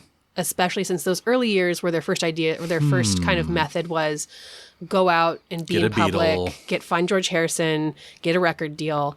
Go out, be in public parks, be in public places, worship loudly, distribute literature. That's not really their style as much anymore. I definitely got that impression. This wasn't like let's get out there. I mean, it was very welcoming. Yeah. Like people were super welcoming. They were like, "Would you like a chair? Would you like at least in the lecture part?" I did not feel as if I was imposing in any way. And we're two people who've clearly never been here, wearing like heavy duty masks, sitting in the corner, not chanting, just kind of staring, taking creepy pictures every once in a while. And I did not feel like I was any sort of imposition. And it felt like anytime we kind of came across somebody who we like started a conversation with, it was like, oh, hey, we have something else going on, like stay later. And not in a creepy, like, join our cult way, but in a, hey, not you are welcome here. Love bombing sort of way. Definitely in a love bombing sort of way, but maybe more like a love cruise missile. Grenade. Love grenade. Yeah, like a little love grenade. Okay. So that was the kind of the Sankirtan. We realized, I thought that they would probably go for like an hour, and then they continued on after the hour passed. And again, this was when multiple people... I would get tired if I were singing that long. Well, they kept switching up. Yeah, but everybody was singing. I know, but they were all in this like really meditative space. And like, honestly, the worship looked very fulfilling. Yeah. I was watching the people more than I was like listening to the people. And man, people were into it. People were into it. So we went, okay, let's go see what else we could find while we're walking around. I thought here. you were telling... The way you said that, I was like, are we pausing and taking a break from recording? So we need to get out of this room because it's also really hot in here. It's hotter in here than it was there, actually. I didn't know that you were hot and sweaty because it wasn't hot and sweaty to me until we came back the second time. It wasn't really. Like, to me, hot enough to be sweaty is like 60. I know. It's a me thing. Places don't use their AC enough. Maybe they don't have an AC. I don't know. So we did leave the Sankirtan early once we kind of felt like, all right, we've observed. There's a lot more people in here now. It really did grow.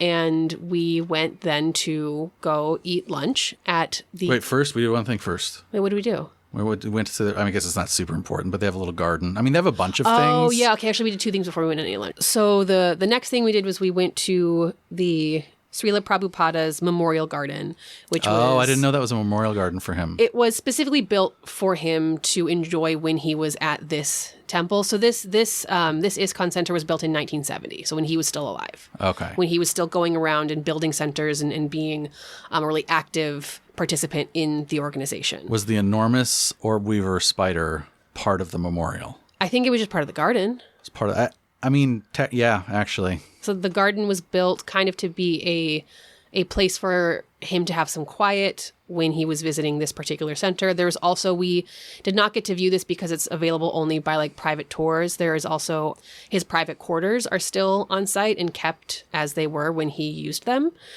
So the quarters in the garden were kind of like his special places. So we were able to go visit this little garden. It was pretty small, but it was very pretty. We'll show pictures on our Instagram. Anything you want to say about the garden? It was nice. And there is, now that he has... I said the spider thing. That's all. Now that he has passed, they did build kind of like a memorial shrine to him in the garden, which we'll share. And then we went to the gift shop because you got to stop by the gift shop. Got to do the gift shop. Which the gift shop is not pushy. It's like you have to go upstairs. You have to go inside another building and upstairs. It's not like front and center. No, yeah. You don't exit through the gift shop, which is a big miss on their part, really. And the gift shop was part, there was books, obviously, some of the cookbooks that we talked about. There were lots of little different trinkets that you would use in worship or in this lifestyle. And then there was a ton of clothes. Yeah. The clothes that were like this style of clothing. Specific name for them? It was... I mean, they called them yoga clothes, but they're not yoga clothes like you or I would think of. They're not stretchy spandex. No. It was the big, flowy, like... Yeah, but men's clothes, too. There was men's clothes, there was women's clothes. The kind of clothes you think of when you'd think of maybe like contemporary traditional Indian garb. So not necessarily something that you'd see at a wedding, but something you would see when you go into a Hare Krishna temple. Picture that. Yeah, and I totally would love, like, I think that the clothes look really cool. I can't be the white guy. I think that you should try it, though, because you're so hot.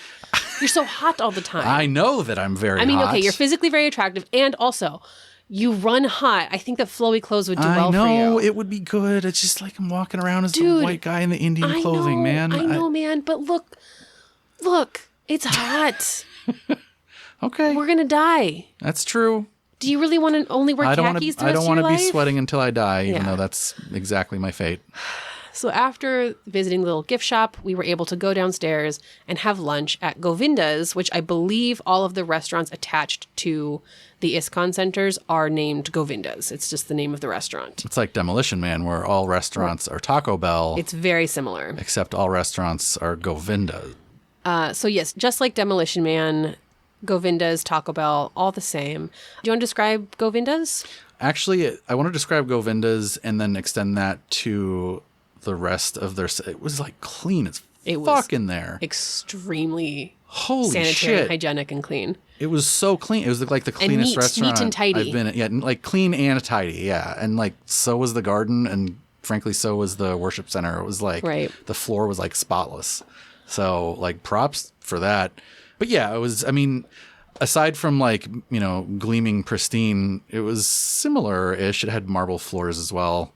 There were some what looked to be like Krishna paintings of Krishna or whatever hanging on the wall. Like wood, and there was also like wood carvings. Some wood carvings. Yeah, and it was just a bunch of tables that you could just sit down and eat their food, which was, I would say, on a cult food scale, if I had to give it, like I would give... If Loving Hut is our 10? If Loving Hut is our 10, I would say this is maybe like, what, 7.5? Oh, I'd give it 8.5. 8? But that's just me. Well, okay.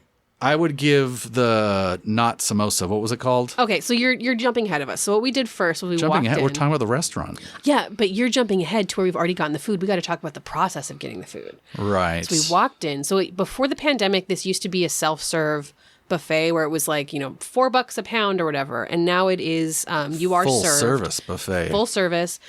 You get a plate. Like you order one plate, and a plate is $8, which is still quite cheap for lunch in Los Angeles. And you are in terms of volume too. Like just to be clear, like that in LA, it was like $20 worth of amount. I was full. Yeah, I was full. You had your choice of rice, so there was like plain white jasmine or like a fried rice that had vegetables and tofu in it. I obviously opted for the fried rice. That's the correct decision. Then there was kind of probably like the dish of the day, what looked to be like... Yeah, this was like a cabbage potato sort of mix. Cabbage potato tofu, very heavily spiced, very delicious mix. And then there was a lentil dal, and then there was some sort of sweet... There was a few different sweet things. That came with it. Oh, that came with it, yeah. And then you could get extra sweet things, including gulab jamuns, which are some of my favorite, but I have diabetes now, so couldn't do that. But that's fine, because I got a mango lassi, and that was pretty good. You got a mango lassi. They had a selection of drinks. And you could also get separate savory pastries. Oh, man. Which were amazing. They described them as, it was like a big samosa that had been baked, not fried, and it was really good. So that had kind of like a samosa filling, that like potato pea spicy filling. But it looked more like turnover, like an apple turnover kind of thing. It looked like it would be sweet, like an apple pie, like a McDonald's apple pie. But it was just like the filling was good, and like the flaky crust was good. A+. Obviously, the whole meal was vegetarian, as in aligned with the beliefs of this religion or organization. Sorry, I'm jumping ahead to what I think it is. Come on. Jumping ahead to next episode. I know, I'm so sorry. Maybe I'll change my mind, but I'm not sure. And so that's part of why I loved it, was because it's just like, I'm generally a vegetarian person. I'm more flexitarian these days. I was going to say flexitarian. Yeah. You're supposed to say flexitarian like this. I'm a flexitarian. Why do I say it like that? I don't know, because it's like, kind of feels worst. like a like when you say that word, like you're the worst. Yeah, I am the worst. It's fine. But that being said, like when I do eat meat, it can be a fraught experience, and I just feel even with outside of the like ethics of it, I can just get squeamish about what may or may not be on the plate. Sure. And so if you're eating like vegetarian Indian food, there's no squeamishness at all. It's just kind of like woohoo, it's a party, just a free and with wild abandon. Woohoo, dull, crazy. That's the craziness in my life. We talk. I mean, it is nice to have for. I'm not a vegetarian person, but for a vegetarian person, it is. I imagine very nice to have something that is not really. It's not made as like a.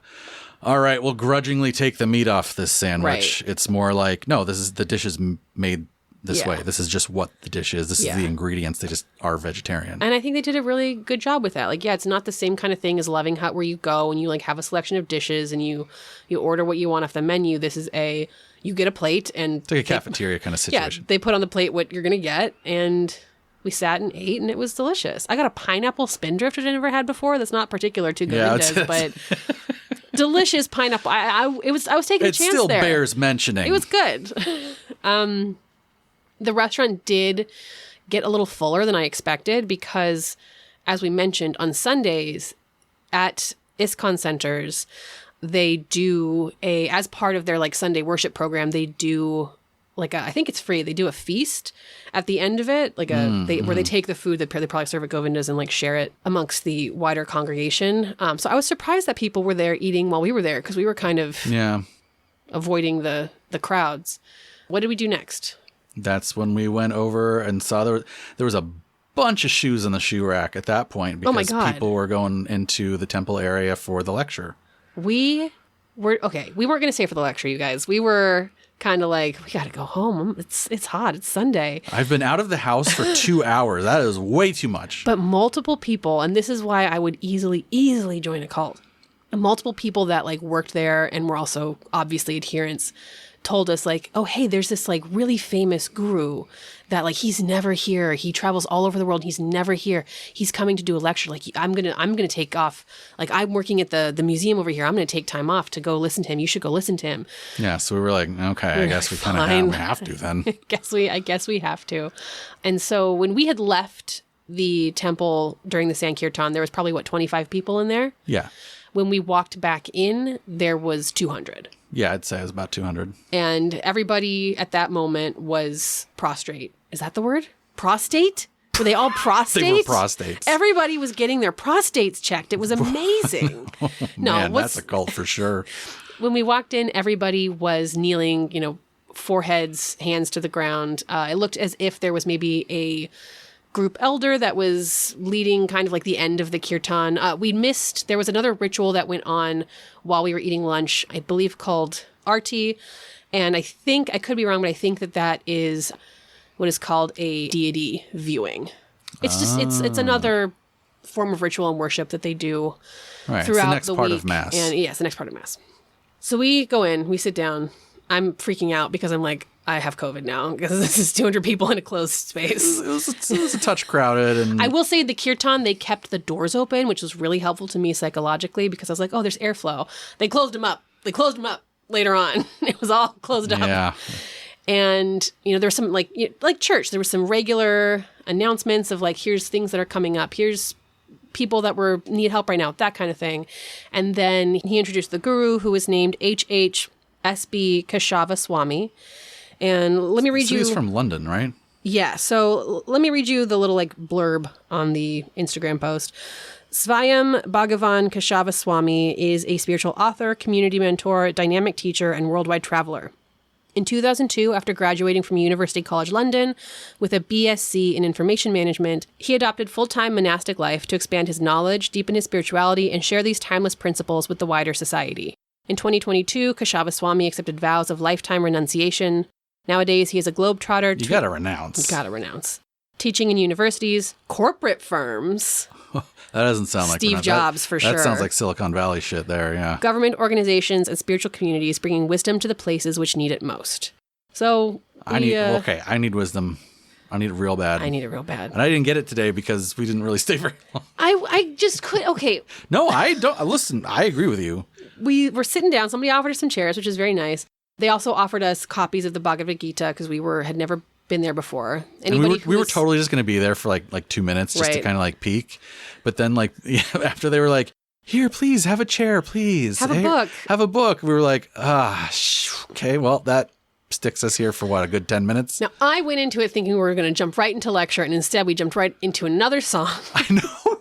They did chanted for 2.5 hours. Yeah. And then they started the lecture, and it's like they just chanted again, and I'm like, bro. Now it was. Is this the lecture? I don't know. Guru, he brought up the harmonium. It was a different song that had different lyrics. Did also incorporate the Maha Mantra. There were 1 or 2 other words that they added now. It did also include like chanting Srila Prabhupada's name or title as well. So there was like some worship of the founder, and then and that it was very moving to witness that as well, because this was a congregation of like 200 singing in this kind of like call and response style. It was very beautiful. Yeah, aside from our like COVID anxiety, like aside from that, it was pretty cool. It was extremely cool to witness. And then it went into the lecture, and he was speaking on the Vedic texts, and he was talking about a particular verse, which he, I think, read in the original Sanskrit. You can't read Sanskrit. It's written in Sanskrit, but what do you read it in? I am not learned enough to know the answer to that question. He read it Sanskrit, verbal Sanskrit. He read it in its original language, and then and people like it was kind of that was also call and response, where he would read a line and it would be responded to or read along with him. Do you remember that? Yeah. And I'm talking again, that's like church. And then he read it in English so that you and I could understand. Specifically you and I. Like, oh, Chris and Kayla are here. Okay, well, here's English. We gotta dumb it down. And it sounded to be specifically about kind of the stuff that you and I talked about when we talked about the beliefs. It was largely about man has forgotten his spiritual relationship with God. Like, we're stuck in this karmic cycle because we have forgotten that we are connected to God in this way. And like our journey here is now about getting off the karmic cycle by remembering that we have this relationship with God, and that's why we do the Hare Krishna mantra. Classic ISKCON. And that's when there was also a little kid in front of me that was like coughing and sneezing, and that's when I was like, we gotta go. I gotta get out of here. Yeah, little disease vectors, those damn kids. And luckily they got up to leave at the same time we left, so we just kind of followed them towards the door. We felt less like standout. Yeah. We'll just kind of like shuffle off with them. And that was kind of we wrapped. took the book with us. We also took something else. Kayla don't say it. Are you kidding me? I'm definitely telling them about this. Okay, we walked in and Kayla stole a priceless artifact. I didn't mean to. I really didn't mean to. I'm so sorry. I'll try to give it back. Just try to give it. We were there. I bent it too. Oh my. I know. Kayla, you can't bend that. I know. I'm so sorry. It's as old as you are. It is. Okay, so when we walked into the temple, there was like a whole slew of pamphlets and like informational brochures. Stuff that you're supposed to take. Stuff that you're supposed to take. Clearly your stuff you're supposed to take. And then there was also a selection of magazines. And remember, we talked about the magazine Back to Godhead, which Srila Prabhupada published back, like starting back in 1966, and now it continues starting back just before this one that we have in our hands right now. This is the magazine of the Hare Krishna movement. So I thought that this was like, something, and maybe it is. It might I don't still know. be, yeah. I thought this was something to take, so I grabbed it. I didn't look at it until we got in the car to leave, and I was like, first I looked at the advertisement on the back, and it's an advertisement for the book that we did take. Pantyhose. It's an advertisement for Bhagavad Gita as it is, but it's an advertisement is it next to a Walkman? On tape. On tape. And like literally there is shit. A cassette tape in the picture. That'll tip you off. I was looking at this and going, well, maybe that's just like, I don't know, stylized. And then I start looking at this magazine and I'm like, this looks old. This looks old. What year is it from? And then I looked in the front and it's volume 23, number 7, July 1988. Yeah. So I don't know if I was supposed to take this because it is literally as old as me. And it looks, I mean, it's a little bit yellowed and everything. It looks ancient. I'm so scared and I'm really sorry. I'll try to bring it back. In reality, they took away they probably intended it to be. They took it away. They took away the part that had these magazines in it. That's probably because they were like, "Where did this?" Oh no, Kayla, you probably like initiated a whole change in policy over there. I hope that it's okay that I took this. And at the ISKCON like command center, they're like discussing it right now. Yeah. In the war room. Oh God, you can't fight in here. This is a war room. I'm sorry that I stole from the Hare Krishna temple, but we did give them $25 for lunch. You don't look sorry because I'm still looking at it right here. I'll take it back the next time we go because we are going to go back because there is a Bhagavad Gita museum that has. We might go back. It has it's essentially a telling of the Bhagavad Gita, which again is one of the fundamental Hindu scriptures and is also a fundamental scripture in this faith. And they have like a telling of it that's done via interactive dioramas, and I've seen some pictures of the dioramas. Like they're not your second grade classroom's diorama. Excuse you. I made some pretty sick dioramas back in the day. I did one of the Battle of Lexington and Concord that was like dope as hell. We'll have to share some pictures from like the Yelp or the Instagram or something of these dioramas because they're very cool looking. We couldn't go into the museum today because I thought it was just like a kind of like a look in and like peek around and then you're done. But it's like a it's like a thing. It takes like 45 minutes to go through just if you do a self-guided tour. So we want to go back when we have the time to dedicate to going there. And then we put our shoes on and came back to record this. Just going back to the magazine, I did when I took it. Is this for the show? This is for the show. I took the magazine and I noticed that the magazine behind it wasn't the same as this one. And I just had a thought in my head of like, well, if they're not all the same, then maybe I'm not supposed to take it. Maybe it's like just, reading for while I'm in here. And I was like, but no, that's with all the other stuff. Look, if we're being realistic, honestly, I think it probably was intended to be taken if it's on the table with all the other stuff to be taken. That being said, I am going to eternally try to make you feel guilty about it as much as possible. I do want to read one more thing before we kind of get into our overall reaction. I think it sets us up for maybe next episode a little bit. So we were handed a book. We were handed the Bhagavad Gita. That's not the correct title. The title is Bhagavad Gita as it is. And the author is His Divine Grace, A.C. Bhaktivedanta Swami Prabhupada. Yeah, I'm not reading all that, but, congratulations or sorry that happened. It's a very thick book, 700 plus pages. I just want to read you the back cover. Is it good? The Bhagavad Gita is universally renowned as the jewel of India's spiritual wisdom. Spoken by Lord Sri Krishna, the Supreme Personality of Godhead, to his intimate devotee Arjuna. The Gita's 700 concise verses provide a definitive guide to the science of self-realization. I've heard those words before. Self-realization. His Divine Grace, A.C. Bhaktivedanta Swami Prabhupada, the foremost Vedic scholar and teacher of recent times, represents an unbroken chain of fully self-realized spiritual masters, beginning with Lord Krishna himself. Thus, unlike other editions of the Gita, his conveys Lord Krishna's profound message as it is, without the slightest taint of adulteration or personally motivated change. It's a good quote. So we mentioned... Who said that? It's the back of the book. Oh, the back of the book said That's the back of the book, baby. Wait, that's not one of the three quotes, because they have three quotes. There's quotes from Thoreau, Ralph Waldo Emerson, and Mahatma Gandhi, but they're...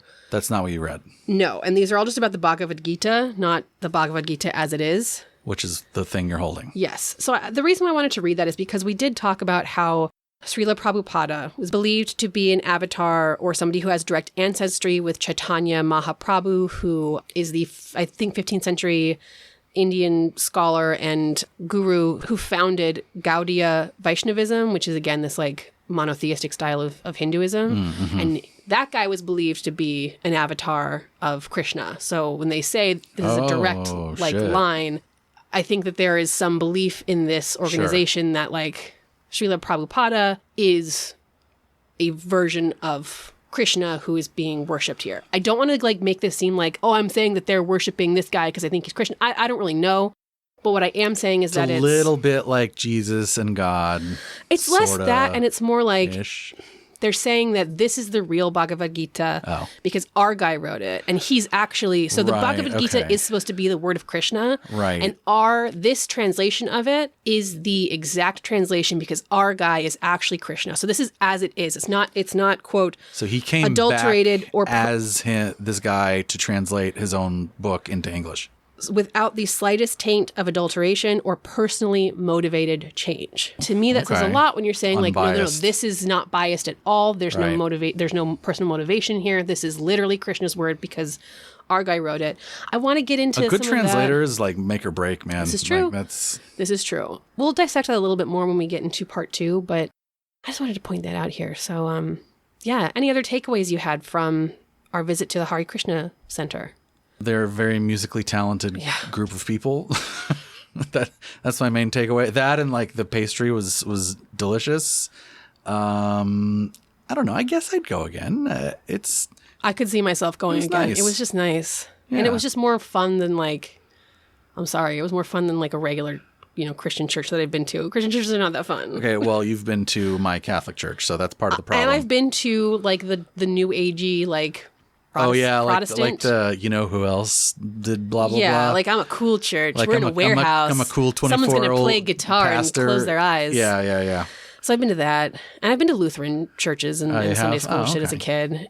This is more fun. This is better. Where does this, like, if you had to stack rank, like church experience, like this, Aetherius, other church experiences? What about the time this was more fun than Aetherius? Like Aetherius was fun, but it was also not this. It was Aetherius was like more church-like. Yeah, it was hard to stay engaged. Yeah. How does it compare to the time that we did that mass at the top of Mont Saint Michel? That was beautiful. With the rays of dawn coming through. But this I could see myself going back to, and I could see I want to go back to Mont Saint Michel. I could see the appeal of being one of the people who gets comfortable enough to like be in that inner circle of the kirtan, the Sankirtan, where you're I could never do that. Singing really loud and like you're participating. I would love, but I see the appeal of that. I would love to be that kind of person. Yeah. No, it's just I can't sing in front of people. Like, just but you're not singing possible. all as one. I know. You don't have to be the person doing the chant. You could still be being led, but you can do the little finger symbols. I could be one of the like drum circle guys. Yeah. Like I just couldn't be on the microphone. He says into the microphone. I found it to be a very powerful and moving experience, and I could see myself going back just to like participate in that energy. Yeah, agreed. All right, so you got some more stuff for me next time? What's going on here? Do you feel like you have a better understanding of the Hare Krishnas now? I feel like I know everything I pretty much need to know. Well, delicious pastry. That's it. Done. Don't tell me anything else. But there's a whole other side to this story. Oh no. We've mostly covered the good. Is it salacious? We've mostly covered the good. We do, unfortunately, still need to get to the bad. And the ugly. Okay. And it does get pretty ugly at times. Okay. But mercifully, it also gets kind of good again. Okay. I like a good rising, falling action. It's like the singing. Like the Sankirtan. It is just too much story to cover in one episode. So like I said, we are going to come back in 2 weeks for part 2 of the Hare Krishnas. And I was going to say you're going to be shocked by some of the things we uncover, but you're probably not. Me? Anyone. It's 2023, Kayla. Nobody is capable of being shocked anymore. I will say, we're not going to do like some sort of debunking where we're like, it's all bad after all. I don't think it is that, but we are going to talk about some of the less savory aspects of this. And unfortunately, It's just like that seems to be a trend in most organized faiths, belief systems. Are we going to talk about, speaking of less savory, we're going to talk about their appearance in GTA 1? The Hare Krishnas are in GTA 1? Why didn't you already talk about this? Well, because it's a little fucked. Like, in GTA 1, and now this is like, when I say 1, I don't know if anybody's played GTA. And like, nobody's played GTA 1. I've never played GTA 1. I started with 3, baby. It's like top-down, 8 or 16-bit. I mean, it's like, like super OG type video game. I'm pretty sure that like, a lot of it just like the other GTAs, a lot of it just involves running over pedestrians. Oh my God. And no. And you can run over, like, I think the thing is there's like, Hare Krishnas used to do their chants in like a line in public. They did, or did they just do this in or GTA? Maybe it's just in GTA. You know what? I'm going to look this up and double check before we edit this. But if you ran over all of them in a row, I think you got a bonus. That sounds about right. I'm just the messenger who also likes the GTA games. But I didn't play GTA 1. I didn't play that one. And also, GTA in general encourages you to run people over. So I don't think it was anything about the Hare Krishnas in particular. Okay. It's just a thing that I remember from my repository of gaming knowledge. Take it what you will. Kayla, I don't know if we're getting towards the end here. Before we do, like last time on the show, we are simulcasting. Sure. What are we doing? We are on a live Discord voice chat while we are recording the podcast. Correct. And so if you join us on Discord, then you can do that too, which you totally should. Go to any of our socials and click one of the invite links and you'll join the party. But I asked the folks there if they had any questions or anything they wanted us to talk about. One of our listeners in the chat asked us, is Hare Krishna a sect of Hinduism? So that's a complicated question. Yes and no. So it is a form of Gaudiya Vaishnavism, which Vaishnavism is an offshoot of the Hindu religion, of Hindu traditions. So it shares a lot of the same foundations and origins like the Vedic texts, like the Bhagavad Gita, and then, the various gods and other traditions are very similar. But the big difference between something like Hare Krishna or other Gaudiya Vaishnavism religions or beliefs is it's a subset of Hare Krishna is a subset. It's like an offshoot, or it's basically its own thing now. They just share a lot of the same foundational backbone type things, so that's why they look so similar. Okay. But with the Hare Krishnas, they are specifically monotheistic. They only worship Lord Krishna. They think that any other deity is an avatar or a version of Krishna, whereas traditional Hinduism is a polytheistic religion where there are there's a wide variety of gods and a different hierarchy of gods, of which Krishna is one. Okay. And he's very popular in Hinduism. They picked the most popular one, and you're a number one guy. They picked a very popular one. You're my number one boy now? He's the number one boy. He's the supreme godhead personality. Got it. And so it's not sects. It's offshoots. There's no sex. SEX or SECTS? SECTS, Kayla. Come on. Gross. I don't know if I can say whether or not it is a sect, because I don't know quite the definition of that, but I just know that if I were looking at a tree, if you were to have they would share a trunk, and these would be different branches. Okay. So no sex with the tree. Don't have sex with the tree. Okay. So listeners, please come back in 2 weeks for part 2 of this episode on ISKCON. And if any members are listening, please feel free to get in touch. We want your stories because there's a lot of rumors out there, and we want the truth, especially about the murders. This is Kayla. Wait, what did you just say? And you are... Chris? What did you just... And this has been... Cult are just weird. What did you just say? We'll get to that.